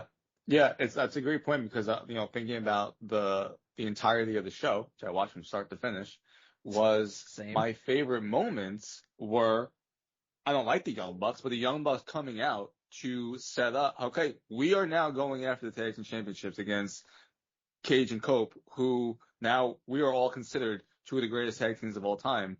We're doing this right now. Okay, got it. Cool. The ending of the show, honestly, was my favorite part of the night, Mike, because it's some type of character development or at least driving forward I'll say this, at least between Omega, right, between Omega and Ospreay, where the entirety of the segment wasn't great, but Omega doing the one-winged angel on Ospreay and attacking him from behind, thinking that, oh, there's a fucking plastic bag and you're about to do that to me? Somehow you were linked to this because you're with the Death Riders, right? I appreciated that more than anything else on the show. Yeah. I shouldn't be complaining because I want there to be story development, but I just think that story in particular is very bad. And I've said it, we've talked about it a lot on the show in recent weeks. It's a horrible story. Like, you took a guy in Ospreay who was already one of your top baby faces, one of your most over guys. You're building him to be a champion. He's going to be in his hometown in London for All In, so he's going to get the huge response that you want. It's like you're creating like something out of like thin air. Like, you just stay the course, but they're like, no, we gotta have him pretend like he's a heel and like he's working with the fucking Death Riders who tried to murder him before. And they're trying to teach him like you gotta have the killer instinct. But then nothing that he does actually shows that he's getting the killer instinct anyway. So we're wasting all this time doing nothing. It's like, oh, okay, now because he didn't want to suffocate Kenny Omega, he's a babyface now. Now he's a babyface. Now you can cheer him. Everybody already was cheering him and already wanted to cheer him. Like that's true. Like you're trying to tell like this convoluted story, which again, I prefer story to no story, but like you're overdoing it. Like, it was a simple story to tell and you're like way overdoing it to where it doesn't even make sense. They got a lot of issues. I hear you on that. I guess for where I stand, it was more about the Kenny Omega aspect of it, where it's okay, I'm not going to be taken for a fucking fool. I'm going to take the first shot. I think that was the best part of it for sure. Yeah. Like, I mean, Will Ospreay did, like, consider it looked like suffocating him. So why would Kenny Omega be like, it's cool, bro? Mm-hmm. You know? Yeah. Yeah. I mean, you have Kenny Omega and Ospreay in London. Like, you're just trying to get to the night, honestly. Like that, you don't really need to do much with them. They've already had what people would consider one of the greatest matches of all time. So you don't even like need a storyline, really. Yeah, and again, that's my problem with this pay-per-view is we already know like what the plans are basically for All In, what you're trying to do for All In. And, you know, aside from, again, like, kind of moving the titles around, because for, like, I don't know, it's like last minute they're doing these changes, like Willow beating Tekla. I understand Willow was injured for a bit, but okay. So you're doing like this, because heel Tekla against Mercedes wasn't going to make any sense. So you got to do that last minute change, and you're doing, like, I don't know, you're doing all this kind of, like, again, you're reshuffling the deck a little bit. You could have done that kind of stuff on, like, episodes of, you know, Dynamite or on previous pay-per-view or whatever you want to say. Like, you just didn't need this pay-per-view. Like, the Kenny Omega versus Kevin Knight main event. 0% chance that Kevin Knight was going to win this match. Right. Yeah. I understand that, you know, you're viewing him as one of your future stars. You want to put him in a big spot, give him an opportunity. I get all that. That's fine. But you'd have done a 20-minute Kenny Omega versus Kevin Knight Dynamite main event and accomplish the same thing, essentially? More people are watching Dynamite than are watching the pay-per-views. True. Right? Yeah. I mean, and then you didn't have to waste 5 hours of doing this. This is the, like, people shit all the time on WWE when they have, like, one of these kind of, like, low-level pay-per-views. Like, people say it's like, you know, a fast lane or a roadblock or whatever the fuck.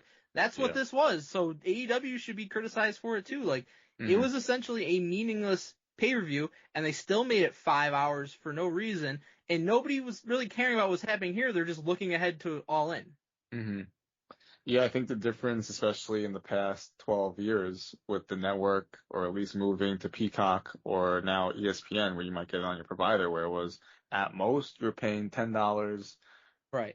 For some people, just to see the pay-per-view. This is $50, and at least with like the network or Peacock, you were getting some archives, at least, or with especially with the network, you were getting documentaries and like other shows, which network was amazing. What a value at this point. But at least with Peacock, you were getting Peacock. It wasn't just WWE that you were getting the whole service. Right. These are $50 shows that, so yeah, I hear you. I understand it from AEW's perspective, we're going to have pay-per-view every month, but.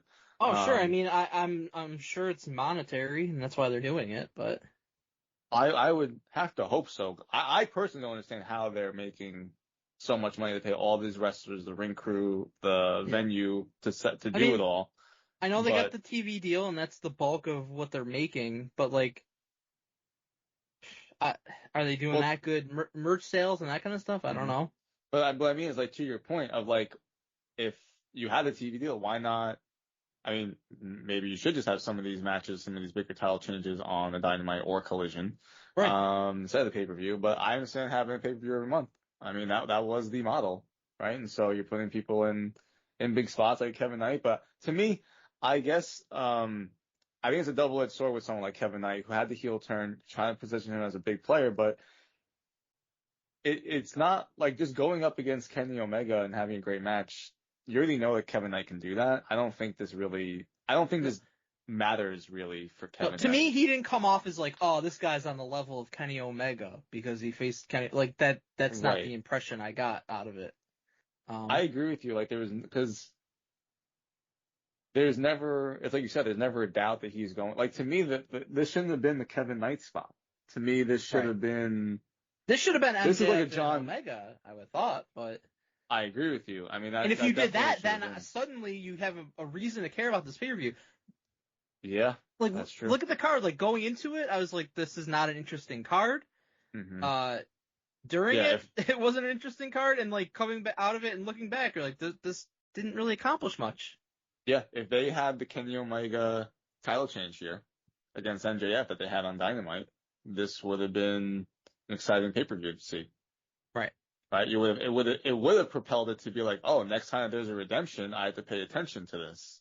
Because this would have felt like, like when they did Fastlane before, and it was like, oh, Daniel Bryan has to beat Roman Reigns to get into the title match at WrestleMania or whatever. Like, that's what you could have been doing here. Like, oh, like this is Omega's chance. Like, whoever wins this, that's it. They're going to be in the main event of All In against Will Ospreay. Like, okay, technically you still did that, but no, there was a 0.00000% chance of Kevin Knight winning. You could have got people to buy into the idea that MJF was going to win easily. Yeah. He's your top guy. Yeah, I wonder why. I don't really know what's going on with MJF. I don't know if he's hurt or anything. I guess I haven't been keeping up much of why Redemption wouldn't have been a rematch at the very least, or just Kenny Omega against MJF to start it. I don't know if he's taking time off or it's an injury, but it's one of the two. It's got to be. Mm-hmm. Mike, what was your? I don't want to run down this whole card.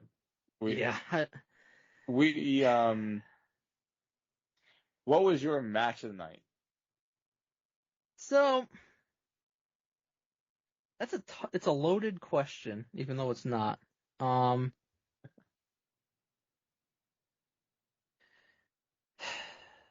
I think the best match from like a technical perspective was probably Kenny Omega and Kevin Knight, but I was so not invested in it. And then I think like maybe the most fun match was Jericho and Ciampa. But the ending was just so stupid though. The ending was fucking horrible with the drill, and like it wasn't even made clear. Did Ciampa submit, or did the ref just like call it off so he didn't murder him with a drill? Like that wasn't addressed, which I think is kind of important to address that. I think my interpretation was he quit. Mine too, but they never said that, you know what I mean? And like you couldn't see that clearly in any way. And they got to like, wasn't it kind of supposed to be a blood feud, and they got kind of like too like gimmicky with it, like the Canadians mascot Youppi, like, oh, I'm gonna hit it with the stick, like they made it like too cartoonish. Like there was aspects of the match that I did like, and I liked that it was different. But you mentioned the finish. That really did sour it for me. The Kyle Fletcher versus Bandito, like they did some amazing shit, but they kicked out of anything and everything in that match. So I guess if you gun to my head, Omega and Knight was probably my favorite match, but it was just I wasn't invested in it. Yeah, I like Kevin Knight a lot. I think he is one of the best up and coming really guys that they have. Anywhere, honestly. I don't think it was a beneficial match for him. I think it's cool that he's in the main event, of course, but like I just don't think it really helped him in any way. I think it's still very impressive what Kenny Omega is able to do since his illness. I'm going to include the post match in my choice of Kenny Omega versus Kevin Knight being my favorite match tonight, and that's going to be my favorite moment is Kenny attacking Ospreay after the stupidity of that shit.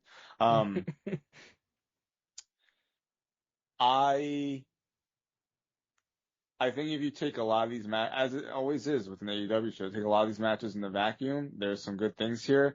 I would say that does not include the tag team match with the Young Bucks because they have no idea how to put the match together in any way, shape, or form. That was my okay. Full disclosure. The Dogs is the worst match. Yeah. So okay, my kitten stepped on my laptop and I couldn't get a cursor to pop up for a while. So I missed that entire match. And you're lucky. I was not going back to. It's funny because like you said how bad it was. You showed me like the clip where almost. Who was it? Was it Jay White that almost got dropped on his fucking head? Yes, I was very upset. Because I saw it happen live. I was like, what the fuck? I've actually never seen it more united on like Twitter of like everybody saying like this match was horrible. Like even AEW fans, which then made me think like maybe it wasn't that bad if the AEW fans are saying that was that bad. It was not good. Yeah, but my impression is that was. But yeah, the worst match. Not saying it's the worst match in terms of like the ability of what these guys could do in the ring and all that kind of thing, but in terms of like putting together a wrestling match, Young Bucks versus fucking Moxley and Ospreay was by far the worst. And for anybody that didn't see it, one of the most egregious no-sells probably in pro wrestling history. Nick Jackson does a move, then he like wiggles his body like halfway across the ring to get in position to take a 450 splash. So that looked horrible in and of itself. But he does that, takes the 450. I'm not shitting you. If you haven't seen this, I'm not shitting you. It's not like, oh, he did like sold for like a couple seconds and then got up. He immediately stood on his feet after taking a 450. Did not sell for a millisecond. And then goes into his fucking super kick spam. I thought it was Matt. Was it Matt? Maybe it was Matt. It was one of the Young Bucks. Yeah, I could be mistaken, but it was. It's one of the worst. It's one of the worst things I've ever seen in wrestling. I saw it live. Like I noticed it live, and I was like, "What the fuck are we doing?" This is the stuff I talk about. And then people like Donnie, or you're the worst of the worst AEW fans. I'm sure there's many that are at least fair about things and can understand the criticism. But like Donnie, and he qualifies as worst of the worst of the AEW fans. Like they take it as like some kind of like personal attack when you point this shit out and say like, this is why it's hard for me to like get invested in this shit. Like, yeah, I understand it's not real, but the whole point of like pro wrestling is like to put on a match where it looks like you're really fighting and it looks like, stuff's really happening. To just immediately stand up like, people that are trying to dismiss that should not be dismissed. That's unforgivable in pro wrestling. Take one of the most high impact moves you can and then stand up immediately. Yeah. That's bullshit. And it ruins an entire match. I agree with you. I mean, obviously, I agree with you 100%. I hate that style. I don't understand it. I don't understand devaluing moves, devaluing your own finishers, devaluing everything that you do in your match. It makes no sense to me. I'm not like super excited to see the Young Bucks against arguably my favorite tag team of all time, Cage and Cope. I'm just hoping and praying. I'm just hoping and praying that Cage and Cope, being who they are and at their age, that they're gonna be able to get the Young Bucks to, yes, they'll be like, listen, this is not like we're going to slow it down and let things breathe. And I hope that they don't get suckered into being like, well, they're the EVPs, they're the kings of the division. We have to listen to the Young Bucks and go to their style. I think this needs to be an intervention like CM Punk basically when he was in AEW, where his matches weren't like that. Right. And that's why I really appreciated his matches against someone like Eddie Kingston, where it was a style. I'm not even going to say like WWE style or anything. It's just a style that makes sense for pro wrestling. Right. I just don't understand. I just don't, like I said, I don't understand you purposefully devaluing your own stuff. It does nothing for anybody in that sense. So I just don't like that. It takes you out of the entire match, and like you don't buy into anything if that shit's happening. And it happens across the entire company, which is multiple times per show. This just happens to be the worst case I've ever seen of it, but it happens all the time. Oh, I mean, it was happening in the fucking main event. It was happening throughout this match. It was happening in fucking Jericho. Yeah, happening in fucking Jericho and Champ. It's like, why? Why are we doing this? Fucking Judas Effect. With the fucking the thumbtack fucking elbow pad or whatever. Kick out. Of course, kick out. But everything has to be a kick out.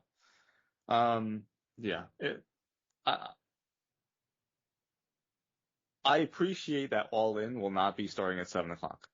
It will be more like 2 o'clock for us. Right. And it's going to be probably a 6-hour show, but it'll be at least more palatable, like, because it's going to end. Well, absolutely, because I believe that there is an NXT, I think that's an NXT Heatwave is the same night. So remember last year they did this because there was an NXT show and they went super fucking long because they went so long that it still was on. It was still going, NXT was over, yeah. So I fully anticipate that happening again this year. That'll probably be a 6-hour show. It's All In.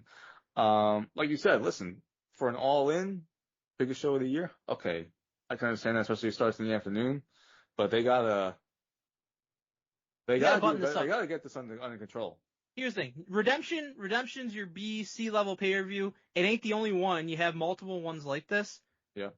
Go all out for your fucking all out, all in, whatever. You can cut. It's okay to have a 7-match card. Yeah. And that's fine.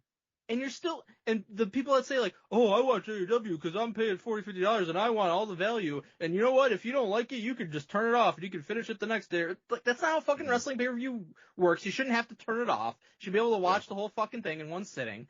That's like watching a sporting event. Oh, just Super Bowl going a little too late. Just turn it off. Finish watching. Like, what the fuck are you talking about? No, I'm not going to turn it off. My issue, I've always said this, my bigger issue is that it's not the number of matches.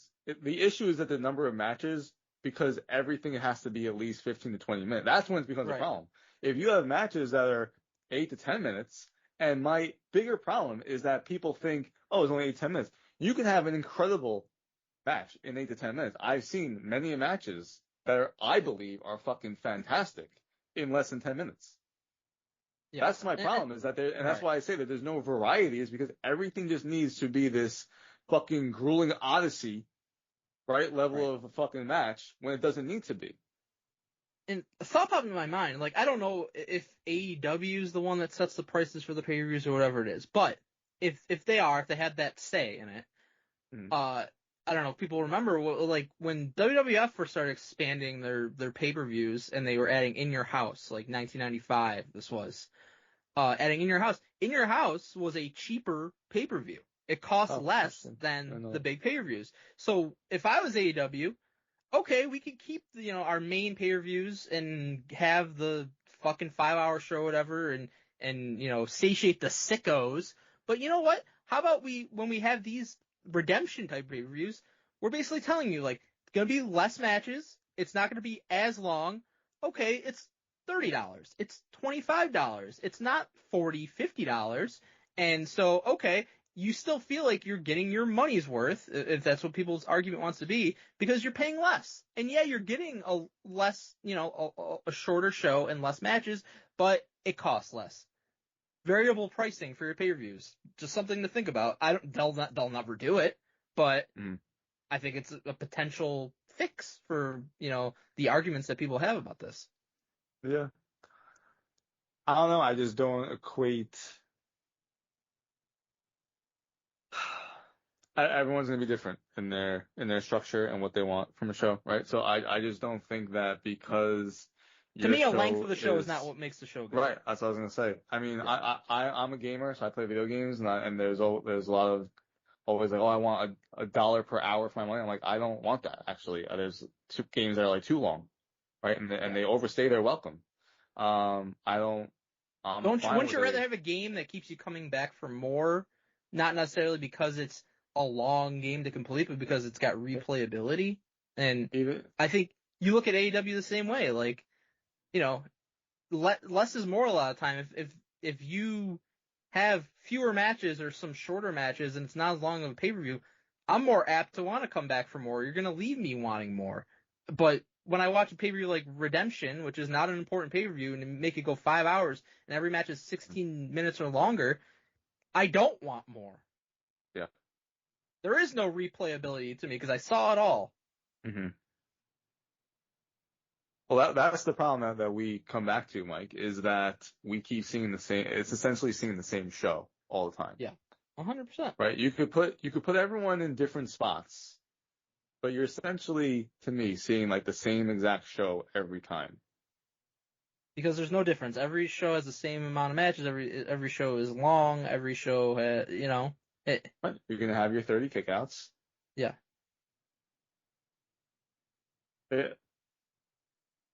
I just wish that they would do a better job with these shows. It's unfortunate they don't. All right. But the all-in confirmed card so far, we got Willow Nightingale versus Mercedes. Did you give a grade? 6 out of 10. 5 out of 10. I mean. Yeah, I'm giving her a 5. 4 out of 10? 4 out of 10? I thought about it. 5. I'll give you a star now, a grade, 5 out of 10. It was a 5-hour show. I'll give you that. Yeah. I honestly think it's too generous because I think there's a lot of matches here that really weren't even that great. It's so funny. Like, I saw, like, the argument. I think the ladder match was fun, of course. Yeah, like, the argument, like, people try to make, like, obviously bad faith argument. It's like, oh, you know what? Even the worst AEW pay-per-view is still like a 7 or 8 out of 10. It's better than anything WWE will give you or whatever I just bullshit. don't It's like, agree with it. no, it's not a 7 or 8 out of 10. Just because it's got a bunch of fucking long matches, that's not what makes it good. It's not what makes Right. it makes it worse to have it be that long. That makes me Yeah. take points away. I agree. Especially Like- when it's not important and you're making it last this long.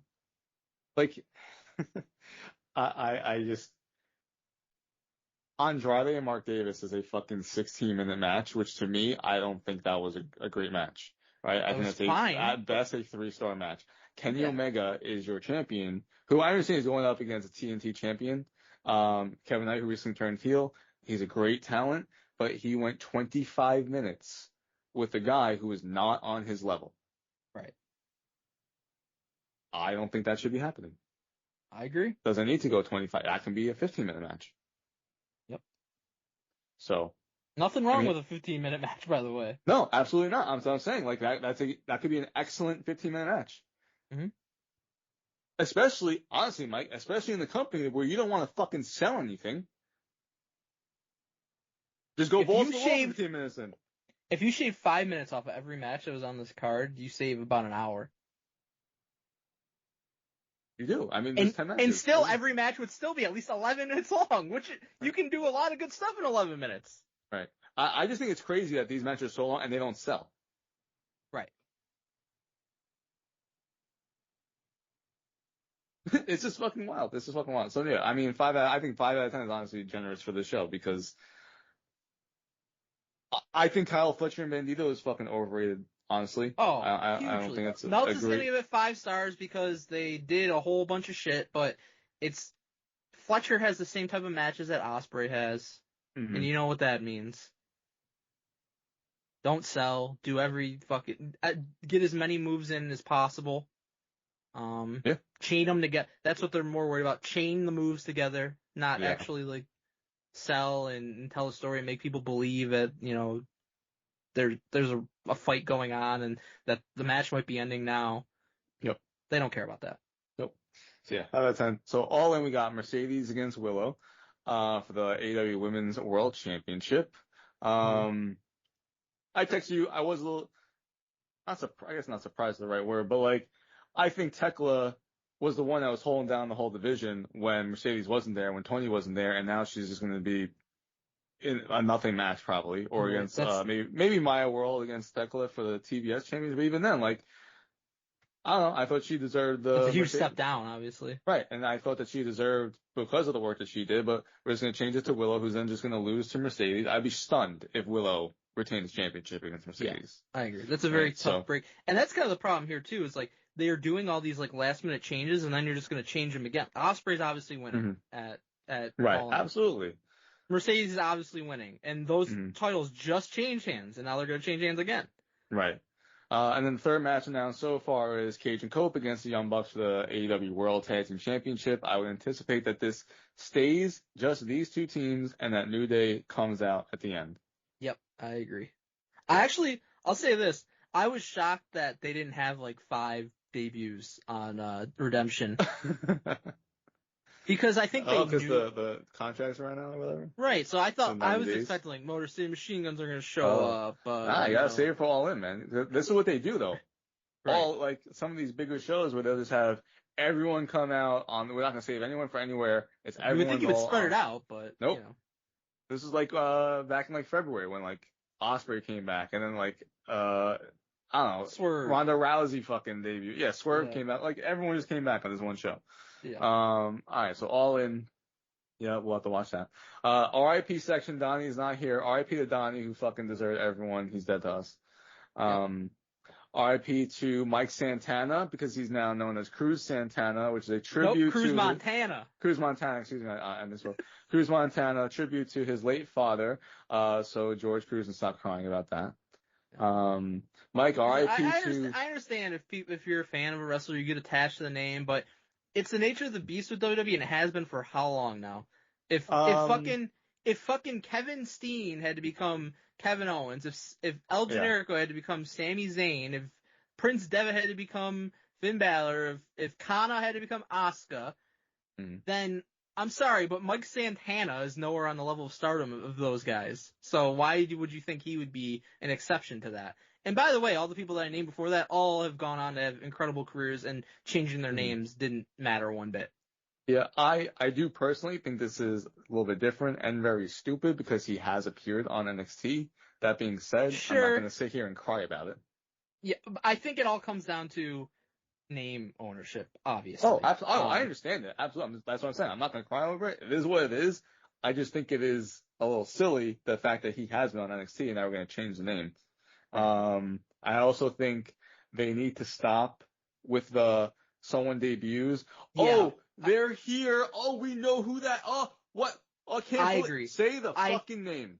I hate that. Either have the name ready and call them that name in that moment, or wait until you can do that. Yep. This is like the fucking 8th time that they've done this in this generation of NXT, and it really pisses me off. I hate it. And the problem with it is that when they do that, it gives people a week to fucking cry about it because they know that a name change is going to happen. So it actually it detracts from it almost because it just makes a negative, puts it in a negative light almost. Yeah. But I will say this though, Mike. Danhausen and Joe Hendry did not change their names. So let me just first say, I don't know how accurate this is, but the kind of like the thing that makes the rounds here is like, okay, like, Ethan Page also didn't change his name. Yeah, that's true. But okay, look at this. Joe Gacy, when he came in WWE, he did not change his name. He was always Joe Gacy. Now he's going by a different name. So he can't be Joe Gacy anymore. So interesting. What people's, I don't know if they really know or if it's just like an assumption, is like, okay, you can keep your name if you sign away the rights and say, if and when I leave, you still have the rights to this name and I have to change my name. Mm-hmm. Which, based on what we've seen, I think kind of makes sense. Like, maybe Ethan Page and Danhausen and them were willing to do that, and maybe Mike Santana was not willing to do that, and that he has to get a different name because he wants to maintain the ability to be Mike Santana coming out of it. Yeah, I get that's a interesting predicament. I don't know what I would do, to be honest, because you don't know what your WWE career is going to be like. You don't know if they're just going to fucking release you like they've done everyone else, and then at least you'd be able to go back to your name. But if you sold it over to them, then you wouldn't be able to. And I'll say this, if I'm Mike Santana and that's what I'm presented with, I would go with, okay, change my name, because I don't think the Mike Santana name has so much equity that you need to have it to be a success in WWE. But if you get let go, I think you want to be able to go back to that because he's been in AEW, he's been in TNA, he's used that name for his whole career, basically. So, I mean, I get it. Yeah. Speaking of careers, maybe RIP the Bayley's WWE career? I hope not. I really hope not, Mike. It would be very upsetting if she leaves. I could see it though, Mike. She's kind of been screwed over a lot, especially that WrestleMania stuff last year. Like that, I don't care who you are or what, like that has to leave a bitter taste in your mouth. Yeah, I still don't understand why they did that. There's really no reason to do it, but I obviously I can see it being a possibility. Mercedes and AEW, she's gonna be like, yo, we're getting paid over here. We got a great schedule. Like we don't have many people for you to compete with. It's just me, right? We're best friends. That's her best friend, so I could see her doing it. Happening. Obviously, I think you do or you could. I could definitely see her leaving for AEW. Especially New Day Walk, like she's cool with a lot of people over there, Mike. Right. Well, she is, but I will say she's also like super close with Punk, super close with AJ and Liv Morgan, and she's very close with a lot of people in WWE too. Obviously, I'm pretty sure Mercedes is her best friend, and I wouldn't surprise me if she gets to the point where she can negotiate, where Tony Khan basically promises her like, oh, you know what? You're going to be the first woman to main event an AEW pay-per-view. Listen, Bayley against Mercedes, that is a main event pay-per-view. Tony loves reheating the WWE nachos, so he would do that for sure. Hey, it was so great in WWE, I'm going to try to copy it. Sure. Yep. Yeah, I'm sure he would do that. And that maybe that's something that would appeal to Bayley, because obviously she would get paid big money by AEW. and she's not going to be main eventing a pay-per-view in WWE. Nope. So sure, I could certainly see it. With that, my preference would be that WWE re-signs her and books her properly. I agree. Yep. That would be my preference. It was, how fucking awesome was it when she came back and she had damage control, and then they did that thing, and then she won the Royal Rumble, and then feuded with Io, and got to be in a big match at WrestleMania that we were there for. It. Like, that's how she should be positioned. And she hasn't been positioned like that since, she dropped the title, which is very unfortunate. So I could absolutely see it. I don't think it's a slam dunk like some people think it's a slam dunk. I do get the impression that it's kind of always been her dream to be in WWE, and maybe that's not the case for every wrestler. I think it is for her. And again, she has very strong ties to WWE, but she's also got strong ties to Mercedes, obviously. So to me, I think it's kind of like a 50-50 affair here. Like, I agree. I think it depends. I mean, she still has such a long time left in wrestling, but it's like, because I could see her leaving AEW and eventually you come back to WWE for a run or just to be a coach or something. But like, you maybe you don't want to leave, but it all depends on like, what's the contract situation? We don't know. Are they going to offer her less because they don't perceive her? Because they clearly, I mean, it's a shame. It shouldn't be this way, but they clearly don't perceive her. Like, they're not going to put her against Tiffany and be like, if you're evaluating, I don't think they'd be like, oh, well, we're going to go Bailey over Tiffany in any situation at this point anymore. Yeah. For example, I do think the coach aspect that you mentioned is an important part of it too, because like, I don't think AEW has like that type of infrastructure that WWE has for like a coaching role. Like, I think they technically have people that they call coaches or whatever, but they don't have a performance center. I do think that's something, and Bailey's already doing it. She holds like these camps for women's wrestlers, and it's very cool that she does this, and she gets them noticed and prepares them and gets them signed. Several have gotten signed by, WWE out of it. I think that's something, I assume at least, that she would want to do coming out of her career. That's something I think WWE can offer more so than AEW can offer. So I do think that's something that comes into play with it also. I don't think she's anywhere close to retiring yet, but if she's looking further down the line as part of it, then I think it's something to consider. Yeah, we are interested to see what happens with her, because it's a shame, because like, you look at SummerSlam, it's like, why isn't she she could easily be in the interim WWE Women's Championship ladder match, right? It would be a big star to have in there. Do you think she was like written off and she's not going to come back until or unless they have a deal in place? That was not my first thought. Me neither. When watching especially because they've mentioned her multiple times since then too. Right. I don't know. I feel like if you were trying to do that, it would be they usually take the out of sight, out of mind approach and don't mention the person. I don't know. They also don't really seem to give a fuck. We've had people who were in big storylines on SmackDown just gone. Yeah. Right? Half of Solo's crew was just gone 1 week.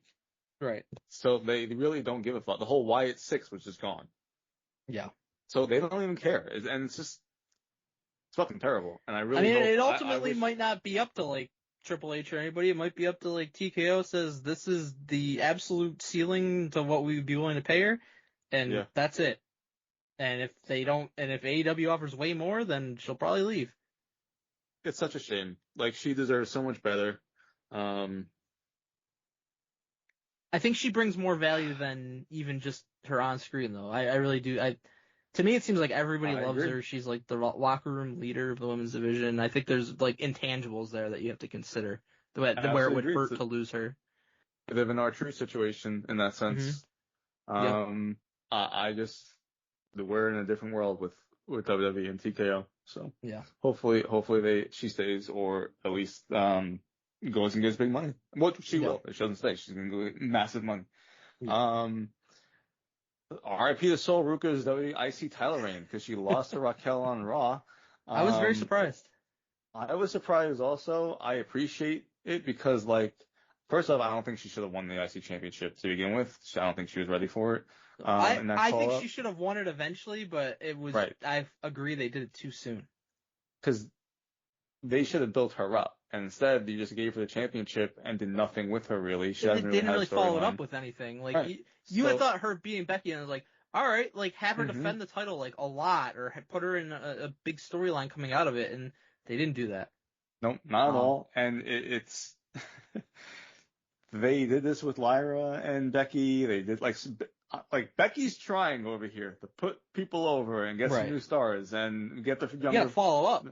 Yeah, and they're not doing shit. This is one of those things where it's like, okay, they called her up and she won a championship, but you still didn't have a fucking plan with someone getting called up from NXT, and this continues to happen. Javon Evans is another one. I said a couple weeks ago where it's like, dude would have been better off just staying in NXT this whole year than getting called up. I mean, He's especially not because they fucking have nothing. nobody. He's He not would have even been NXT champion. right, dude. He's not even on SummerSlam, and he's supposed to be this guy that everyone keeps hyping up, which they should. I'm saying, but like you'll have Paul Heyman do an interview and be like, oh, we have Oba Femi and we have Trick Williams. And they're in big spots, and we had Javon Evans, and if they drop the ball with him, then we're doing something wrong. Well, Right, you I are. saw You're that. doing something wrong because he's not in any type of position. It's stupid. I will say, Anyways. I like Raquel a lot, and I think she's deserving of it. Oh, yeah. So I really don't have a problem with it. I was shocked No, by it. not I at really all. don't have a problem with it. I'm happy with I it. think Raquel's one of the most underrated people in the entire company. I don't know I where agree. I don't know when or how it happened, but it just seems like people were like trying to push this narrative that she wasn't good. Like Mhm. she was great in NXT, and she's still great. She's she's a powerhouse. She's awesome in her Mhm. role, I feel like. So Yeah, she's awesome. I mean, I've had Raquel since NXT, so I would have her like roll through a lot of people and have a lot of title defenses. Have her be dominant. I don't know that they will, but I would do that. I agree, absolutely. And RIP to WWE Unreal Season 3 because Ova was released on Netflix last week. It's done. Yeah, it I was very enjoyed it a good. lot. It's a good really show, man. I do agree it's a good show.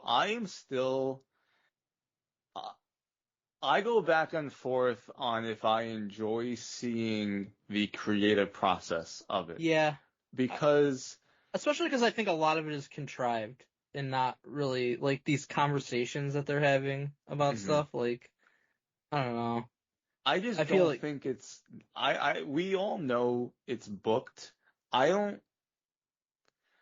guess I don't really like the idea of having to see and know, like, okay, we're going to book you to run here, and here's the timing of it, and make sure you do this, and get this shot. Because I like the show more for, like, hearing from CM Punk talking about AJ and what he goes through to get to this match and all these things, and we're going to do this and the that. real life or stuff. Yeah, like, Chelsea Seeing Green Matt and Cardino's toy room. his toy room, right. And, hearing from AJ Lee and how it was to come back and how it was to prepare for the match and what it was like being in the match and coming out of it and seeing CM Punk and Bayley, watching John Cena's retirement match and the things. I don't know. It's like I'm fascinated, but at the same time, I don't want to see it as a fan. That's why I'm like confused. I'm like, I want to see it. I want to know, but at the same time, once you show it to me, I'm like, I kind of wish I didn't see that. I think it creates potential issues too, because like you mentioned, like the last season was Michael Hayes like saying that shit about Chelsea Green, like, oh yeah, she's good, but she's never gonna be like the top person basically, and okay, you don't really need that. And then like this time around it was like, yeah, we were gonna push Braun Breaker to the moon, but fuck that, Right. That's like one of the main themes of this was like, well, that kind of makes you and Braun look like shit. So you didn't accomplish anything like with that. So yeah, I agree. The best part of the show is just like the wrestlers themselves. I don't care what fucking Ed Koskey has to say really, or Alex Williams or whatever, Yeah. I don't know. I guess I'm torn on that show, but I enjoy it when I'm watching it, especially like when I think back about it. I'm like, I don't think that should be the focus of this. I think you should just propel the superstars here. I don't think it's going to change anything. I thought it was interesting and it just aired, so I think we talk about it. Yeah, I do think it makes you connect more with some of the wrestlers on like a personal level and like become more of a fan of them in some cases. Like when you get that behind the scenes, and you can use that to propel these wrestlers and become bigger stars. I agree that I think that's the main thing. Like that's what it's really good for. Yeah, I saw a tweet. Like actually. maybe you hated CM Punk and thought he was like a fucking prick, but then you watch this and you're like, you know what? He's actually like, he's a loving husband and loves animals, and he's actually seems like a pretty good guy. I'm gonna root for him now, like that kind of thing. Yeah, like I appreciate, like I really enjoyed the fact that this wasn't too far away from the build of WrestleMania, and so it was still pretty fresh. But I enjoy being like, oh, okay, CM Punk, he touched his chest at this point in the match before he did the dive to Roman Reigns. And then he explains, well, I did that because I had this tattoo about Larry who just passed away. And so I was like, okay, I really appreciate that compared to, so it's funny, I saw a tweet recently. I don't know who it was because it's been a random fan or whatever, but it was like, WWE Real does more like put over the superstars than what you see on Raw and SmackDown. I'm like, a lot of times, true. Yeah. So yeah, I do think it's an entertaining show. I am looking forward to whatever next season is. But I'm just torn on the concept of the show, and I don't think it's really fucking necessary, to be honest with you. But you know what's very necessary, Mike? What's that? Our Patreon supporters. And for those that don't know, patreon.com/ringrusradio. You can be an executive producer of our show at our $25 tier. You get a shout out every single month.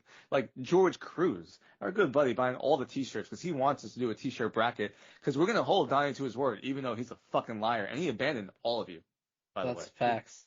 That's facts. Andrew Skener, I hope that you come here next week. I know. I've been missing talking to Skener. I know. Same with George Sparrows. Him, but Donnie's a piece of shit. I hope he doesn't even show up. I hope all these people show up, like George Sparrows.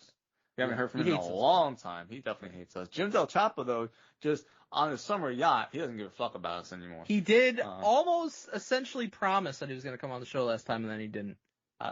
Yeah, so hopefully he lives up to his word. Yep. Vic and K. Don Village, one of our longest fans. Yep. Dante, another great fan. Didovs me. Alice Pandolfi, Reggie Gill, Momo, and Kevin Creel. Thank you, guys. Thank you, everybody, for supporting us, and everyone who just listens to the show. We appreciate your support. But you can also go to patreon.com/ringrustradio to hear the ad-free version of our podcast, get early access to retro reviews like our entirety of Wrestling Society X. Most importantly, sign up for next week's bracket. That's Tuesday, August 4th, 6 p.m. Eastern. We're going to finally determine the best board game of all time. That's gonna be a good one. Like the bracket's out there. If anybody wants to check it out, it's out there. It's on Twitter, Ring Rust Radio. It's gonna be a bloodbath. Some tough matchups. It's definitely gonna be a bloodbath. Strangeness in the latest report. You gotta call Dirt Sheet Buster. Egregious lies anonymously sourced. You gotta call Dirt Sheet Buster. Scoop, scoop, scoop, scoop, scoop, scoop. No lies, no retraction. Scoop, scoop, scoop, scoop, scoop. Per a source that's interesting to know. All right, BG, it's that time of the week. It's time for Dirt Sheet Busters. Are you ready? Are you hyped? I can't wait. Hell yeah, let's get to it. No, Dirt Sheet Busters is so much better when you have some bitch in your ear telling dirt sheets are good, you know? Absolutely. So we're going to enjoy it. This first one's from Alv. WWE is happy about getting publicity. You think that's true? I do think that's true. Yeah, me too. It's a good report. Not worth reporting, though.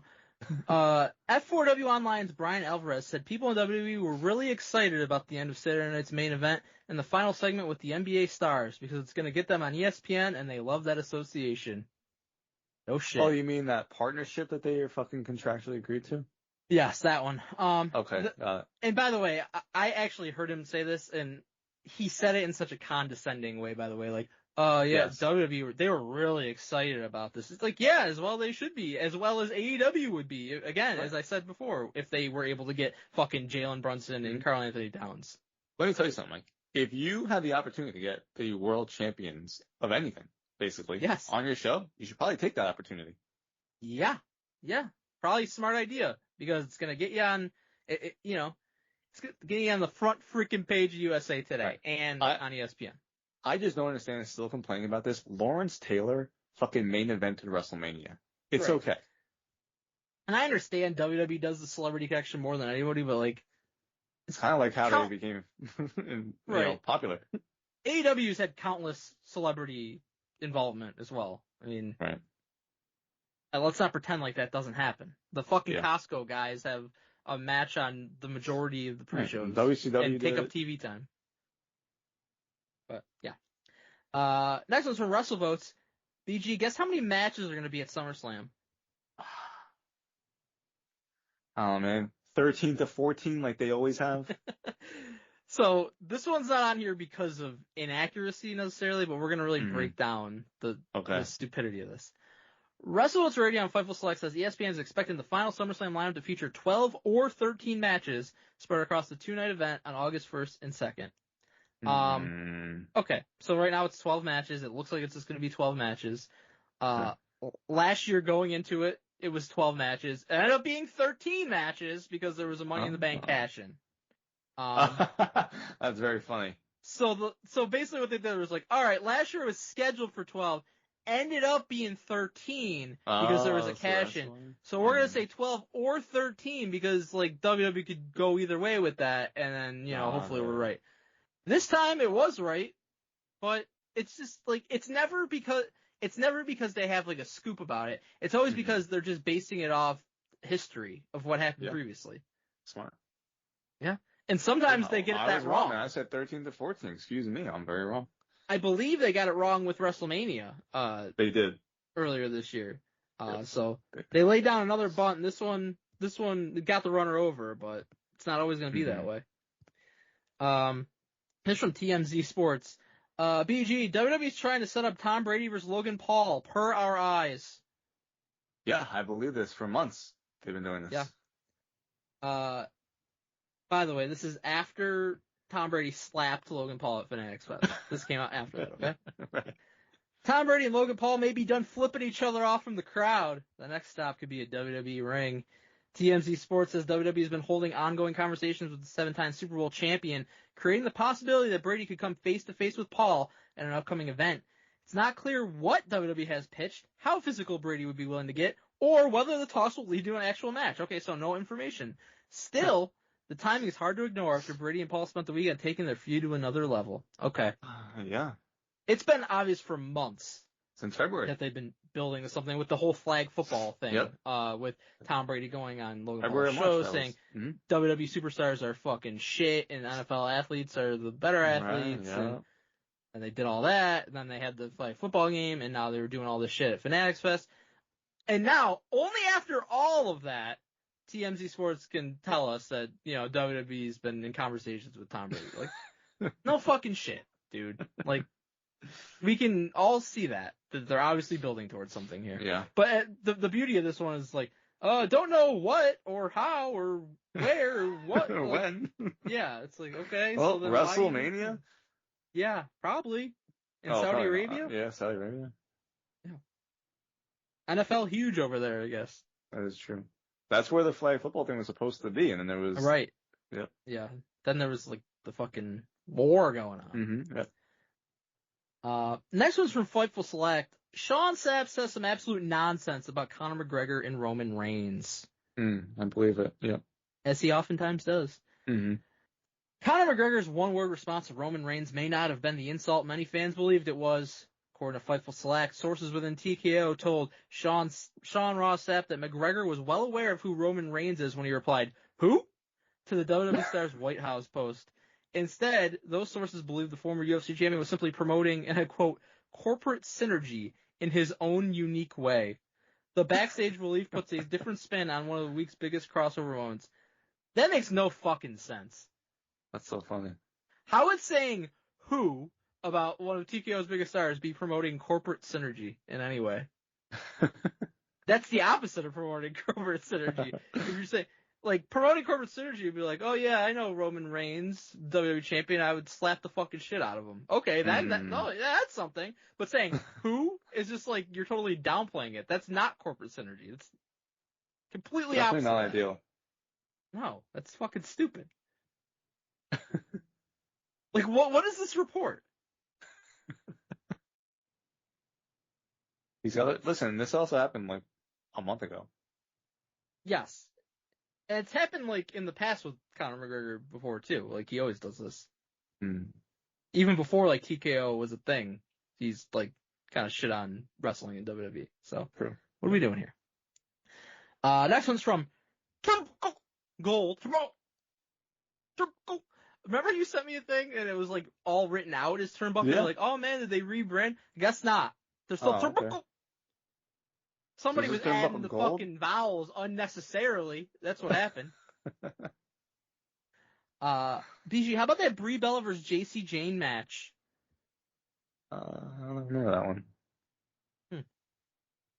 According to Gold, Brie Bella versus JC Jane is currently listed on WWE's early internal rundown for the July 24th episode of SmackDown.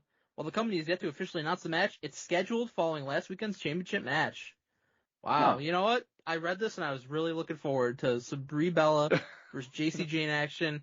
I turned on SmackDown, I'm like, oh baby, here we go. And it was Brie Bella versus Laney Reed. Wow. It's they not fucked JC up. Jane. Yeah. Wasn't JC Jane at all. They misread the early internal rundown. They can't read JC Jane or Laney Reed. They can't differentiate. They read it as like Lacey. They read it as JC Jane with Laney Reed instead of Laney Reed with JC Jane. Is that what you're saying? Yeah. I was upset watching SmackDown. I was like, oh, maybe I can get some fantasy points from JC Jane, and she wasn't even wrestling. Didn't she lose anyways? So that she probably would have lost. Probably. You ready for the coup de grace? Double stomp me. It's from the Wrestling Observer. BG, AEW is gonna sign a bunch of people. All right. Oh, I Hope you don't want to know who, what, when, where, why, or how. So no details. No details. Shortly after several ex-WWE talent hit free agency this week, Jake Jeremy of Wrestling Observer reported. Okay. Oh, Let me okay. stop real quick. Hey, Never Jake heard of Jeremy. this Jake Jeremy fellow from No. Wrestling Observer. JJ. Hilarious that fucking Meltz and Alv can't even get things right the vast majority of the time, but now we gotta add another dude who's claiming to have sources, but alright. Through speaking with sources, he learned at least 7 performers are, and I quote, waiting to be signed by AEW. Yikes, Jeremy- dude, that's way too many. Yeah, Jeremy wrote that he had not been able to confirm when these deals are expected to be completed, and he's not verified who the talent in question are. The report cites one source who confirmed that there may be more, but they only knew of 7 personally. So they do know. At least 7. Mhm. Don't know when. Don't know who. Could be more than 7.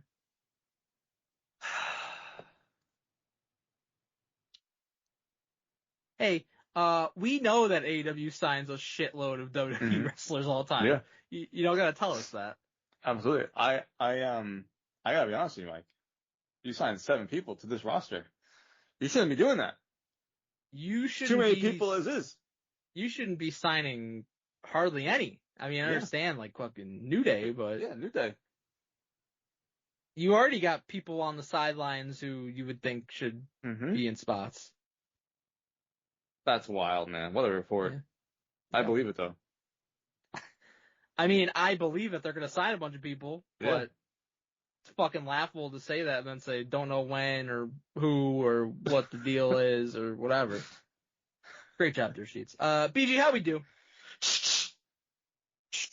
Ooh, I'm going to steal the show. Pew pew. All right, BG. SummerSlam is Saturday and Sunday. That means WWE fantasy season, Ring Rust Radio, it's ending this weekend. That's crazy. I forgot to say earlier that next week for the best board game ever bracket, we are also doing W Fantasy Season 44 Fantasy Draft. 2-for-1 deal. 2-for-1 deal. You can't beat those. That's very true. Do not miss the show next week. You're going to want to be there. All right. So this is it. We're going to have NXT, we're going to have SmackDown, and then SummerSlam decides who will be the champion of the season. It's a big deal. In last place, 10th with negative 22.5. It's a gift for not showing up. Speaking of not showing up, in 9th with negative 20, George Cruz. Oh, I drafted that. Yeah. But through his vision. Oh, absolutely. Always. Yeah. And he's already made excuses for why he's not going to show up next week. Oh, that's a shame. Yeah, making up stuff. I'll give him a good team next week. Same as always. Same as always. Tie for 7th was 0. Mongo and BG. Oh, what the? You know what, Mike? Hell of a duo. Fucking Gunther, dude. The worst first round pick ever. Oh, I'm not too sure about that, brother. Really?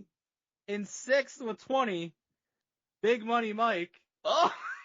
Thanks to the fucking anchor that is Royce Keys. Oh no. Terrible first round picks. I want you to understand this. Because it wasn't that long ago that we did the draft for this. Yeah, after WrestleMania. At that time, the thought was like, oh, Royce Keys is going to get a massive fucking push, right? You would he think. won the Andre the Giant Memorial Battle Royal. Okay, huge Yeah. fucking push. So it wasn't that long ago that you thought that, and instead he loses every fucking match he's in. He's probably going to lose again at SummerSlam. That is true. Dude, he has less points than Gunther. I told you! Horrible. Holy shit. Wow, these guys suck. It's fucking SmackDown. In 5th with 40, Dante Yeager. Wow. Pretty 40 good. points. That's a lot. Yeah. And 4th with 50, Tyler Walsh. Oh, good for him. I don't even know if he fucking watches. Don't know. Here's where it starts to get real interesting, though. The top 3. In 3rd with 85. Okay. Reggie Gill. Wow. Well, he's probably going to lose with Penta. Yeah. So I think he's probably not in the running because of that. In 2nd with 95. Donald Wood. Okay. Okay, so he has Ova, who we think wins, but he has Tiffany and Jade. Could be 2 L's. Yeah. Which I hope happens. Of course. Only because of Donnie. But at best, he's going to gain 5 points out of that situation. Right. That's tough. In first place with 105. Oh. Chris Jeter, the man that we are firmly behind. We're okay, come on, yeah. Chris. Absolutely. Who's he got? I think he's got certainly a chance. So here. he's got Roman Reigns, who we think That's wins. a W. That's definitely a W. He got Io, who we think could lose. Right. Brie Bella, I think they win though. Yeah. Right, Nikki returning. So that would be, how many would that be on a pay-per-view? 10? If Roman won and Brie won and Io lost. No, I'm saying just Brie Bella if she won. Yeah, that'd be 10 if she 10 won. for a tag team, right? Okay. Yep. Yeah, and so R-Truth, they're defending the titles on SmackDown? Are they? I don't know. I'm asking. I mean, if they do, they win 5 points. Yeah. I think Chris wins. Fuck Donnie. I think Chris wins. I think it comes down to him versus Donnie, and I hope Donnie loses a painful loss. Yeah, I don't see how Reggie wins unless a lot like Penta has the upset. Penta upset. NXT has some matches. I don't know, but yeah. That's crazy between Donnie and Chris, and I really don't want Donnie to win. Fuck him, I hate him. Donnie hasn't won in like fucking 10 years. So. Yeah, he sucks. Yep, agreed. All right. Time for emails. That's our emails, plural. Hell yeah. We got more than one this week. We have fans. They knew Donnie wasn't going to show up. First one's from Kenny Andre the Johnson. Subject is the brand split. By the way, go to patreon.com/ringrustradio. Contribute to the email tier higher, and we have to read at least one of your emails every month. Hey boys, this month makes 10 years since the start of the second brand split. And I thought it would be fun for you guys to have an overall discussion on how the last decade has gone. If the split has been beneficial or not, if you miss brand-specific pay-per-views, which superstars have made the most of the split, the overall MVPs of Raw and SmackDown, and so on. For me, I think the thing I missed the most was pay-per-views taking place twice a month. Not for the shows themselves, but knowing we would get Smart Say pretty much every 2 weeks. Oh, yeah, that doesn't do it anymore. So, have fun and Ring Rust! Ring Rust! Kenny Andre the Johnson. I hadn't really thought about it, but it's true. It was summer of 2016 that they brought the brand split back. Do you mind if I go first, kind of? Sure, go ahead. So, I've never been a huge proponent of the brand split. Even when they did it initially, the first time, was that 2001 or 2002? 2002. Don't fuck around. You Um, already know. Yep. That was like near the end of me watching wrestling, but I was very excited for it because, I've always been a huge NFL draft guy. Yep. It's like, cool, the WWE draft is going to be fucking awesome. And like, when it initially happened, it was pretty fucking awesome. But then it's like you're breaking up tag teams for no reason, and it lost its luster very quickly to me. Yeah. But I'll say this, so like they bring it back in 2016, and I would say I don't know the exact timeline of how long it lasted. Let's say maybe the first 6 months. I think that SmackDown was really, really good because a big part of it was because of the brand split. The SmackDown Live. I went to one of the first SmackDowns after that draft. I believe it's like American Alpha had gotten called up, and I think Rhino like returned to the company, and he ended up going with you had a lot of cool stuff. You had Heath Slater. Yeah. Rhino, Heath Slater, very fun. You had American Alpha in the tag division. You had the Usos doing the best work of their career to that point, like their fucking crazy promos and stuff. Like tag team division was going off. It was awesome. You had IC title was hugely important. The Miz and Dolph Ziggler, they main evented a pay-per-view with the IC title. Fucking great. Yep. You eventually had like AJ and John Cena and Dean Ambrose going for the WWE Championship on SmackDown. Yep. Women's division was great. You got Alexa Bliss and Carmella called up, and they make an instant impact, like far more so than they ever did in NXT, which is a rarity with these call-ups. And that title was beautiful that they made for them. Yeah. You had Becky Lynch getting her first major push on the main roster. You had Naomi winning the championship and getting her first real big opportunity. The fucking Fashion Files with Breezango. There was a lot of awesome stuff. I'm just estimating around 6 months for SmackDown Bray Wyatt Live. and Randy Orton started their feud in 2016 also. But there came a point where it hit a wall, and it wasn't the same anymore. And I never was really a fan of fucking 2 pay-per-views a month. That was way too much. I don't even remember that was happening. Yeah, definitely. It was. Because I guess that's what network, right? So that's what allowed them to have like the IC title in a main event of pay-per-view. No, it was because the presidential election was happening. They had the debate. Well, that too. And so they started with the main event. But they really did present the IC title as being capable of being on that level. I'm just saying the reason that the main event was because of the debate. Right, but also because, again, like. You only had a limited amount of star power on the show. Like, yes, you had your main guys were in the opener for that because of the debate for sure. But like there was times when John Cena maybe wasn't around, and then you opened the door for. So I like that aspect of it. A lot of new, fresh talent and different people were pushed and put in big spots.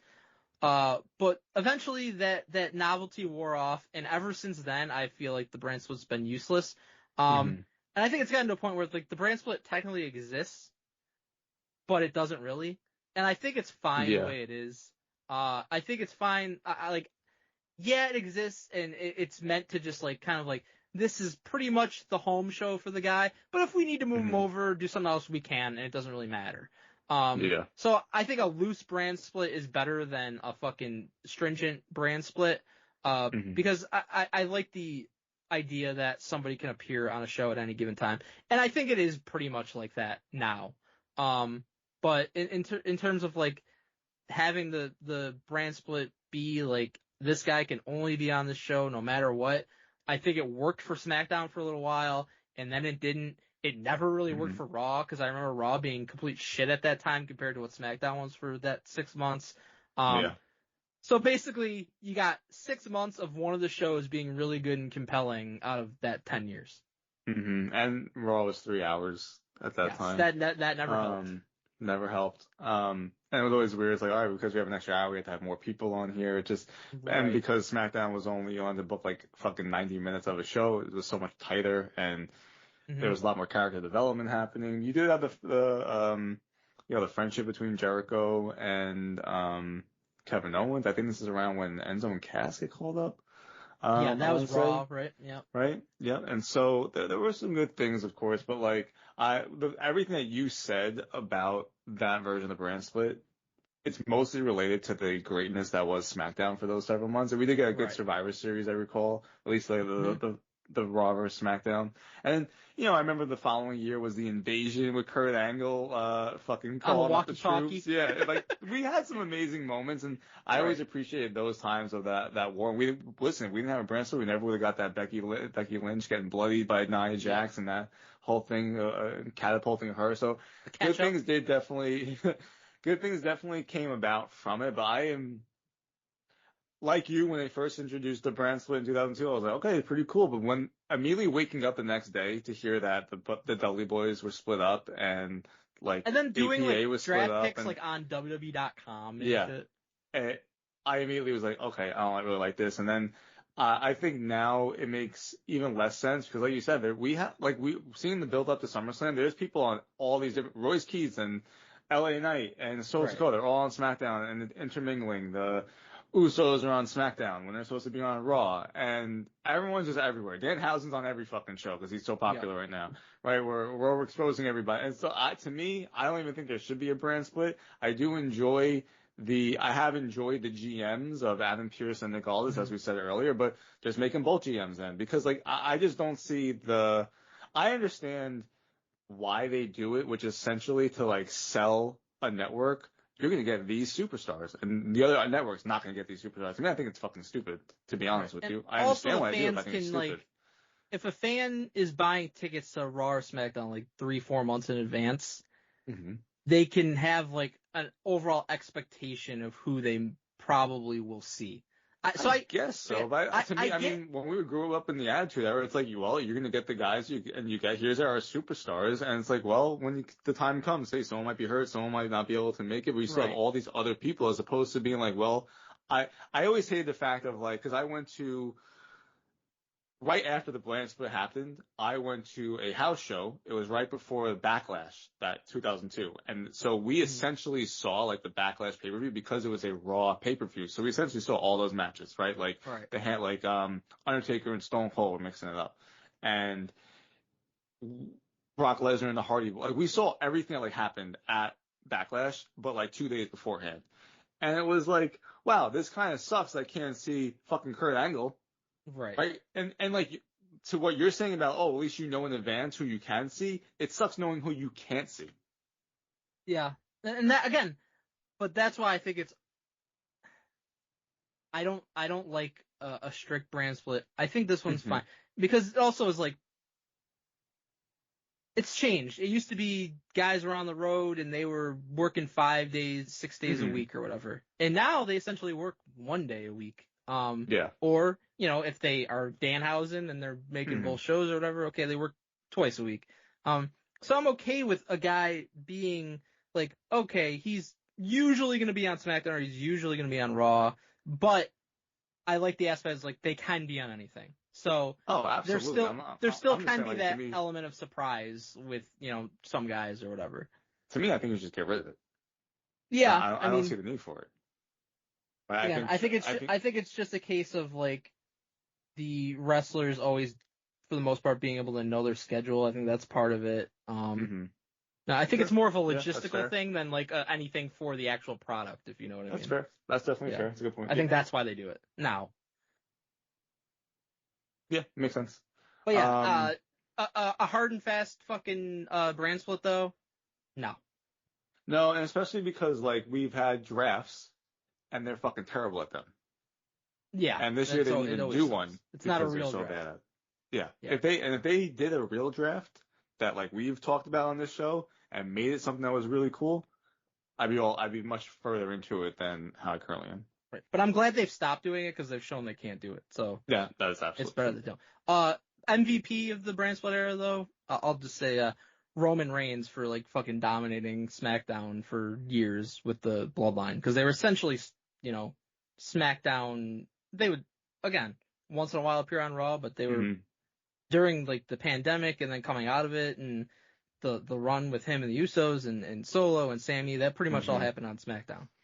Yeah, I mean to like the point about some logistics and things that where it's like, okay, well, we only have to figure out 4 to 8 angles maybe a week, as opposed Right. to 2, not a week, I meant a month.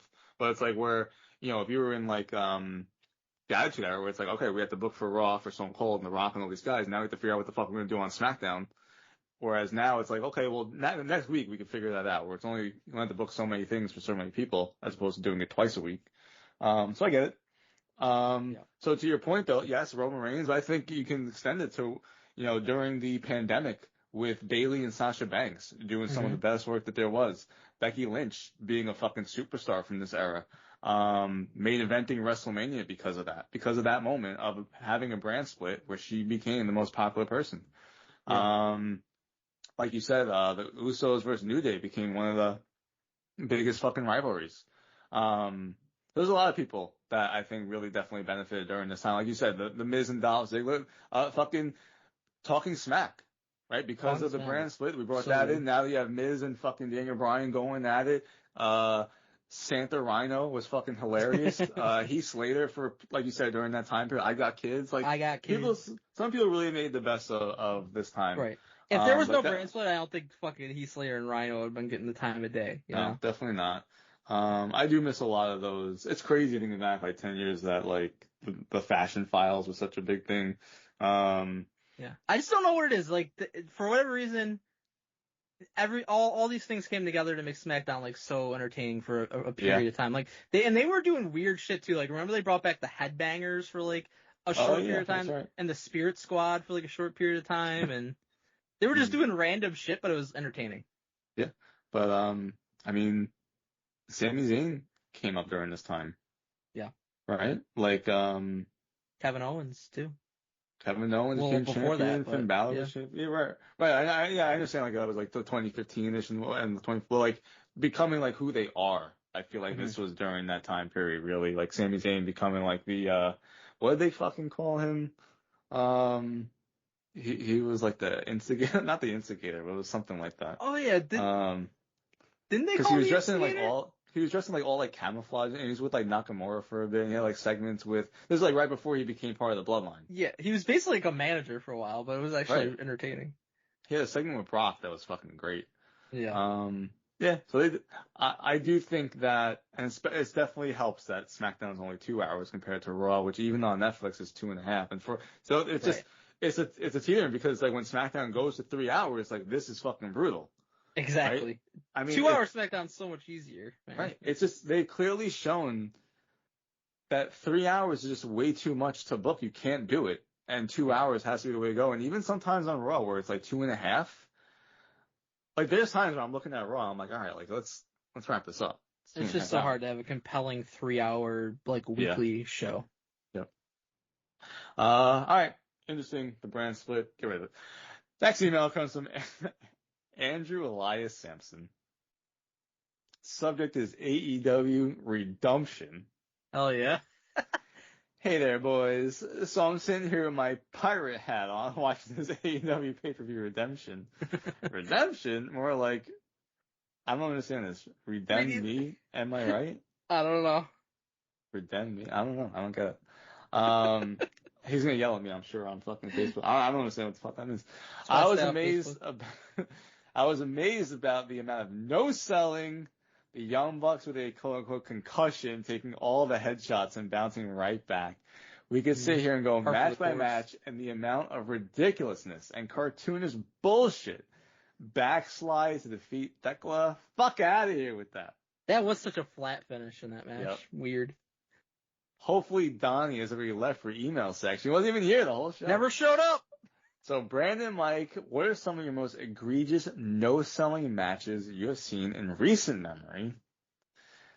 Also, I'm looking for several people, I'm looking for anybody, looking for people to join the Suburban Slut podcast. Oh boy. Hottest female wrestler bracket going down next month or two.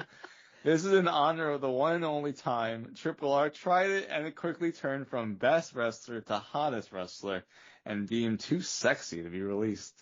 Email me at suburbanslutpodcast@gmail.com. Love you, Andrew the Dragon Sampson. For the record, for people that don't know, we did we did a bracket. It was the greatest female wrestler ever, and then certain people they took over and just started voting with not their brains, but another part of their body.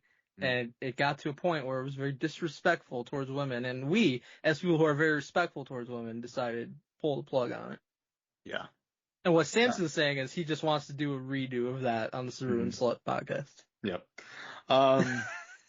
We, not an endorsement from Ringers Radio, but if you're into that, hit up Andy Sampson.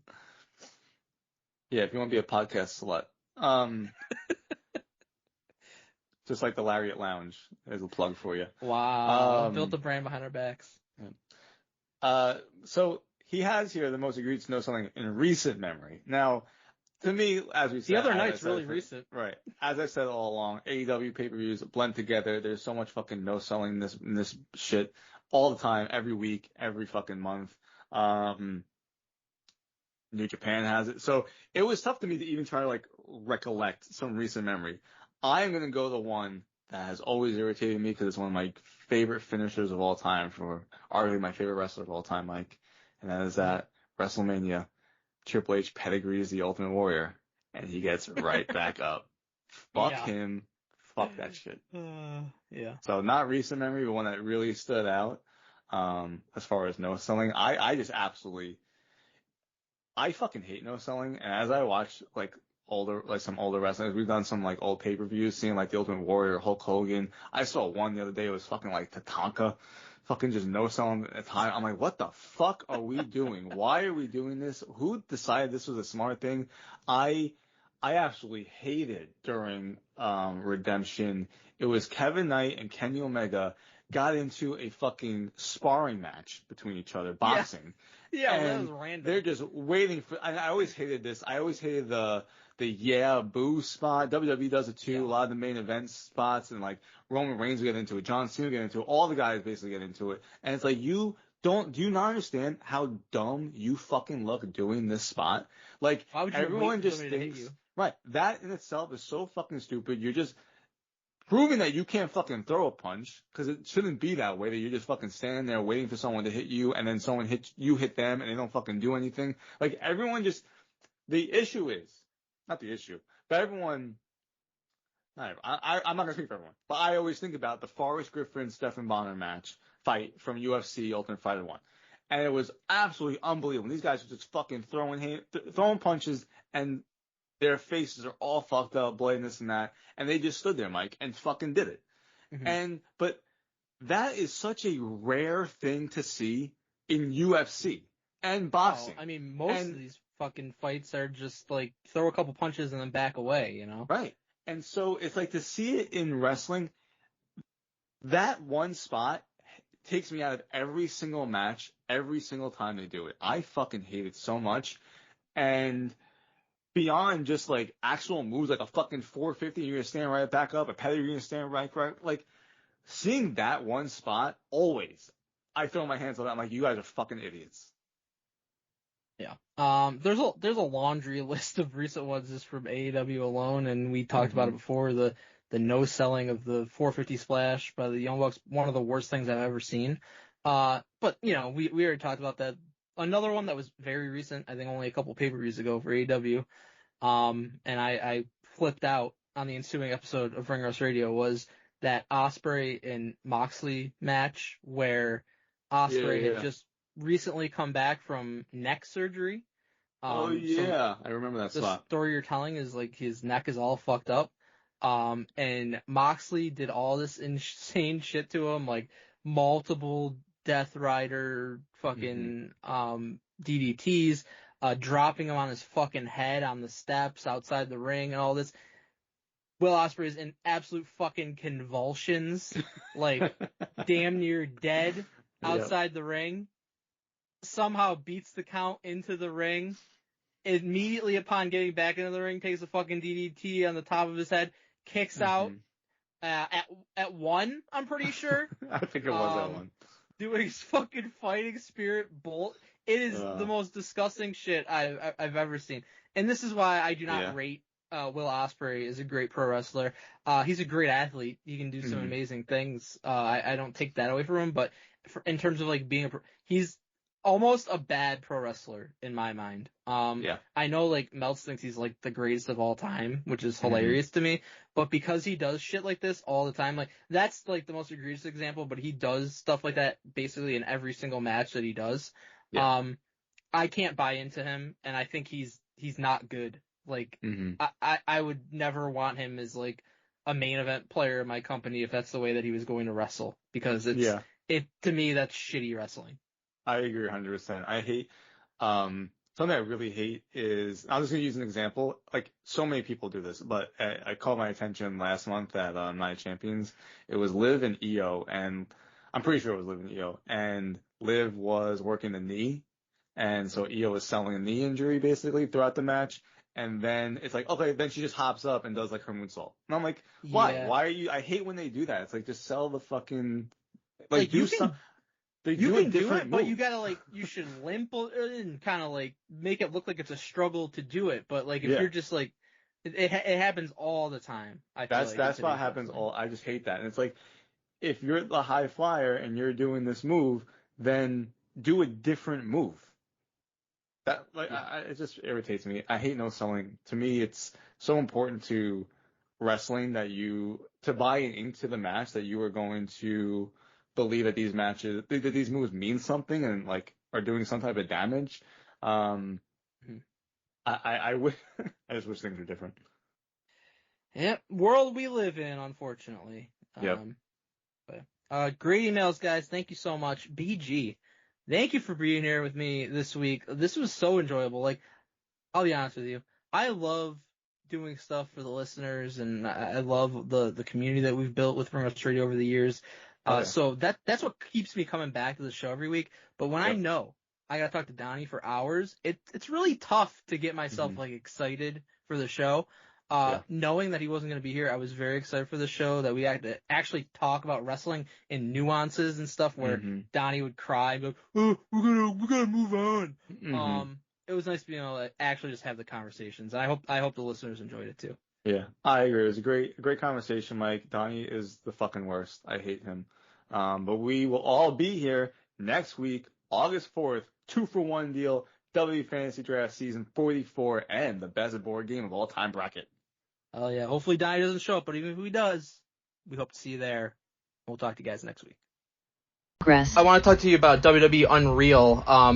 Fans have a better understanding now, I think, of the inner workings of wrestling than ever before, but it's still, a really protected business at its core. Knowing that, did you have any hesitancy personally when you were approached about being part of WWE Unreal, or were you kind of just immediately all in on participating?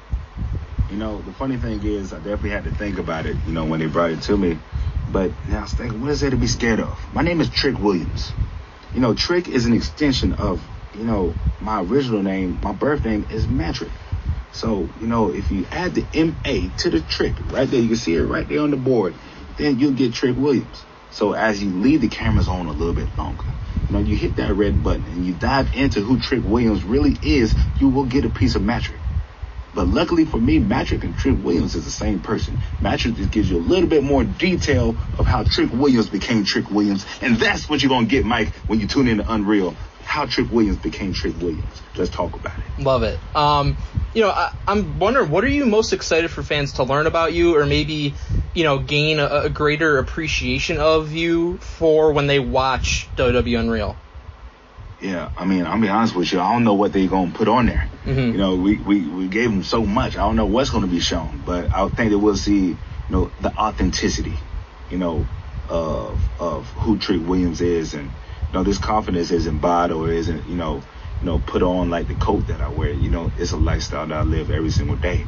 And that comes from a lifestyle of winning, losing, taking chances, getting to the top, all the way back down to the bottom, being able to rebuild over and over and over and over again. And that's how confidence is built. And that's why Trick Williams lives the lifestyle that he lives, because he's been through the fire for years.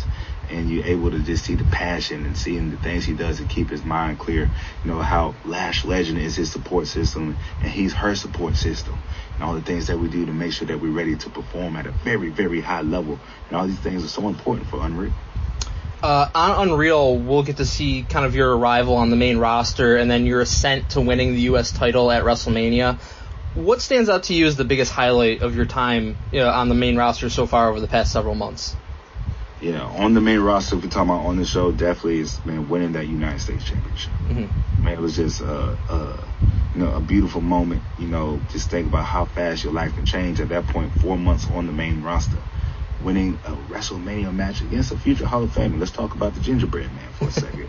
That was no easy feat. So to be able to have that magical moment at WrestleMania, I don't take it for granted. Yeah.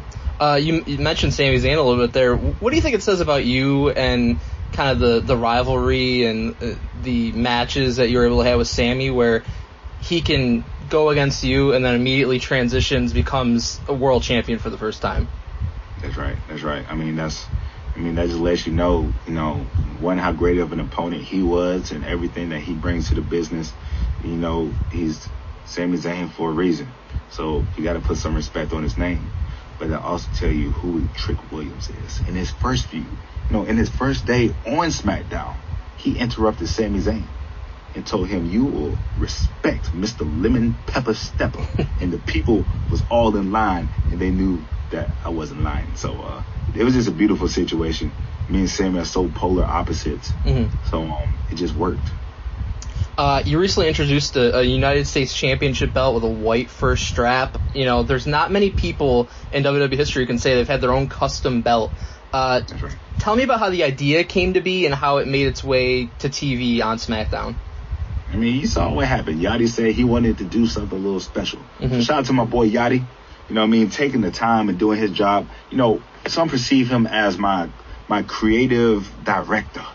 My personal producer, to make sure that all things are fit for entertainment consumption to a very, very high level.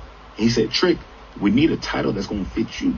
We're going to get you your very own legacy title." So he hand-directed, and sculpted this title himself. And it's a work of art. It's beautiful. It's beautiful. I keep it in my glass case, make sure that it is protected and keeps all the germs away from it and everything like that. And I just put it out for a Friday Night SmackDown. You just recently had a match against Carmelo Hayes on SmackDown. For me personally, the work you guys did together or against each other in NXT is some of my favorite stuff in wrestling over the past several years. So it's cool seeing you guys work together now on SmackDown. What can you say about your relationship with Melo, whether outside or inside the ring, and how you guys play off each other and why it always seems to be, magic when you guys work together? Because, the truth is I know Melo like the back of my hand. And I said that in a promo, but it is the truth. I've known him for a very long time. I came up in the business, alongside with Carmelo Hayes. And the crazy thing is we're actually more similar than different. Mm-hmm. And I think that kind of is why things work so well and why they don't work so well at the very same time. Because only one can exist when you have two superstars of this level, this caliber, in one room. One more question before I let you go, Trick. Coming up next month, it's going to be your first SummerSlam as a member of the main roster. What are you hoping to do at SummerSlam? What can fans expect out of you in Minnesota for that 2-night event? It's going to be special. It's going to be special. If you thought that WrestleMania was big, if you thought the entrance was amazing, wait till you see what we got cooking for SummerSlam. I don't know who my opponent is. Maybe Carmelo Hayes, maybe Baron Corbin, that bald-headed bum who wanted to jump on me at the end of the match. Who knows? But one thing will be for sure. Two things for certain. Trick Williams will be there. I'm being rare form. Looking good, looking like $1 million, talking my trash and getting dubs. Let's talk about it. Love it. I can't wait. Thanks again for doing this. Best of luck moving forward. Looking forward to SummerSlam. Have a good one, Trick. Thank you. Thanks, Mike.